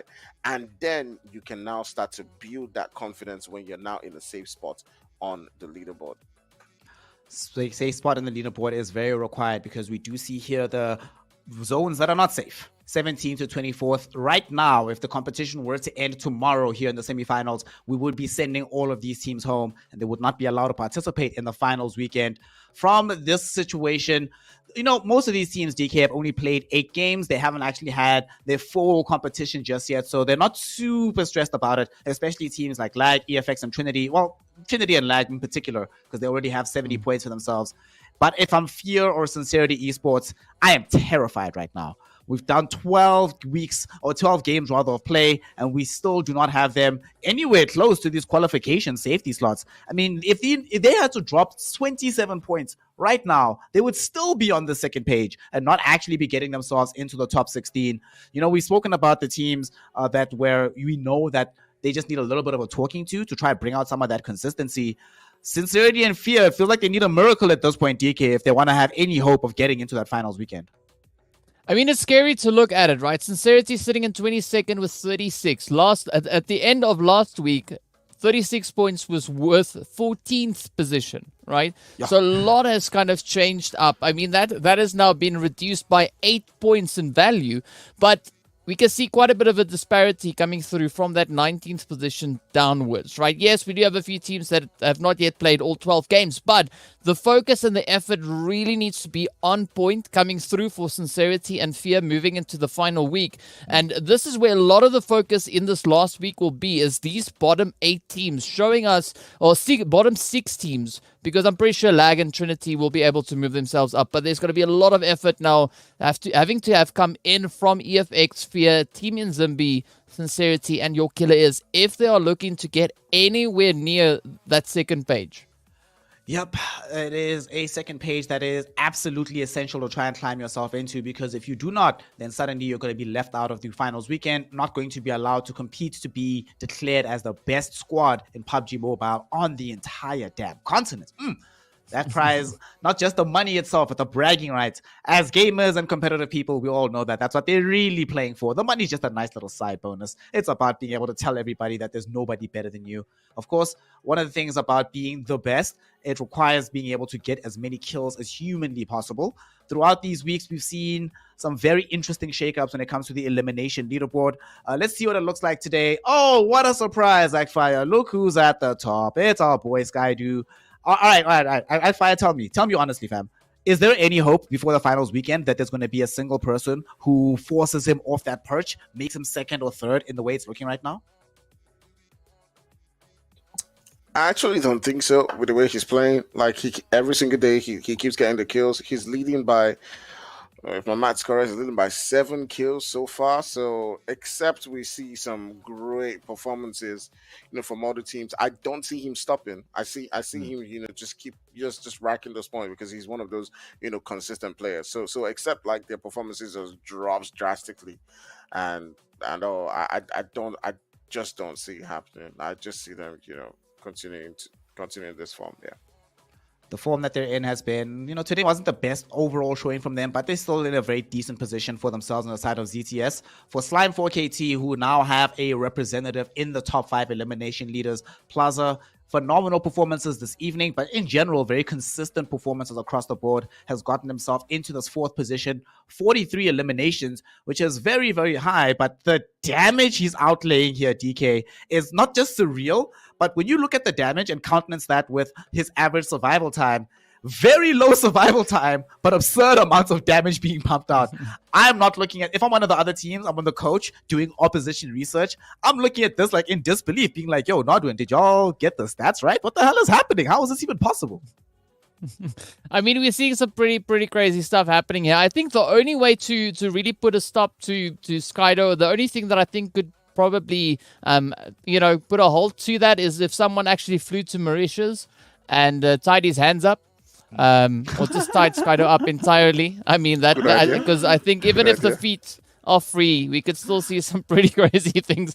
I think that would be quite something to see, though. But yes, Skydo, there's just something completely different with this guy. I mean, they cracked 7 eliminations ahead of everyone else. But I got to say, these numbers are pretty dang close, right? 46, 44, 43. I mean, that's insanity. Like, that's absolutely crazy. It has been remarkable, honestly, to watch a lot of these players as they're applying their trade. The thing that also really stands out to me is the fact that Strix, Zeke, as well as, these two guys, neither of them really played today. So very impressive that they are still very high up there. Of course, we do see that Pyros, from some strong performances coming out of Underrated Esports, has been able to maintain his position in the top 5. I was honestly kind of worried that he might get muscled off this position, but 2 back-to-back wins on Erangel for Underrated Esports will put that worry to bed.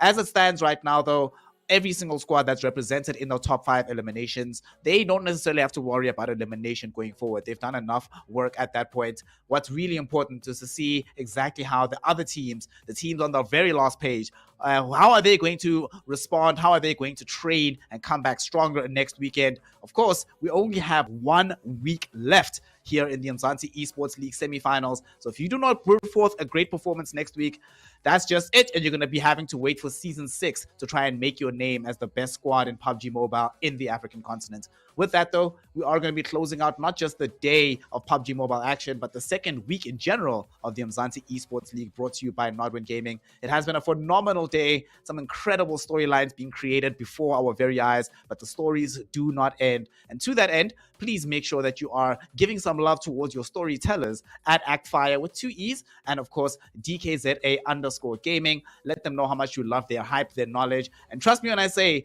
the measures that these men have taken to make sure that they can bring you this hype, kind of extraordinary. So please give them your love. Of course, make sure that you're also giving love towards the Nodwin Gaming Africa crew so that you are aware and abreast of all the developments in the Umzansi Esports League Season 5 and beyond. With that, we are done for now. We will return next week, Tuesday, with more action here in the Umzansi Esports League. Before this is all done, we will have a best PUBG Mobile squad within the African continent, so you do not want to miss a single moment of that action. Until next week, we are going to be seeing you then. It's Snare, ActFire, and DK signing out for now. We love you, and we'll see you next time.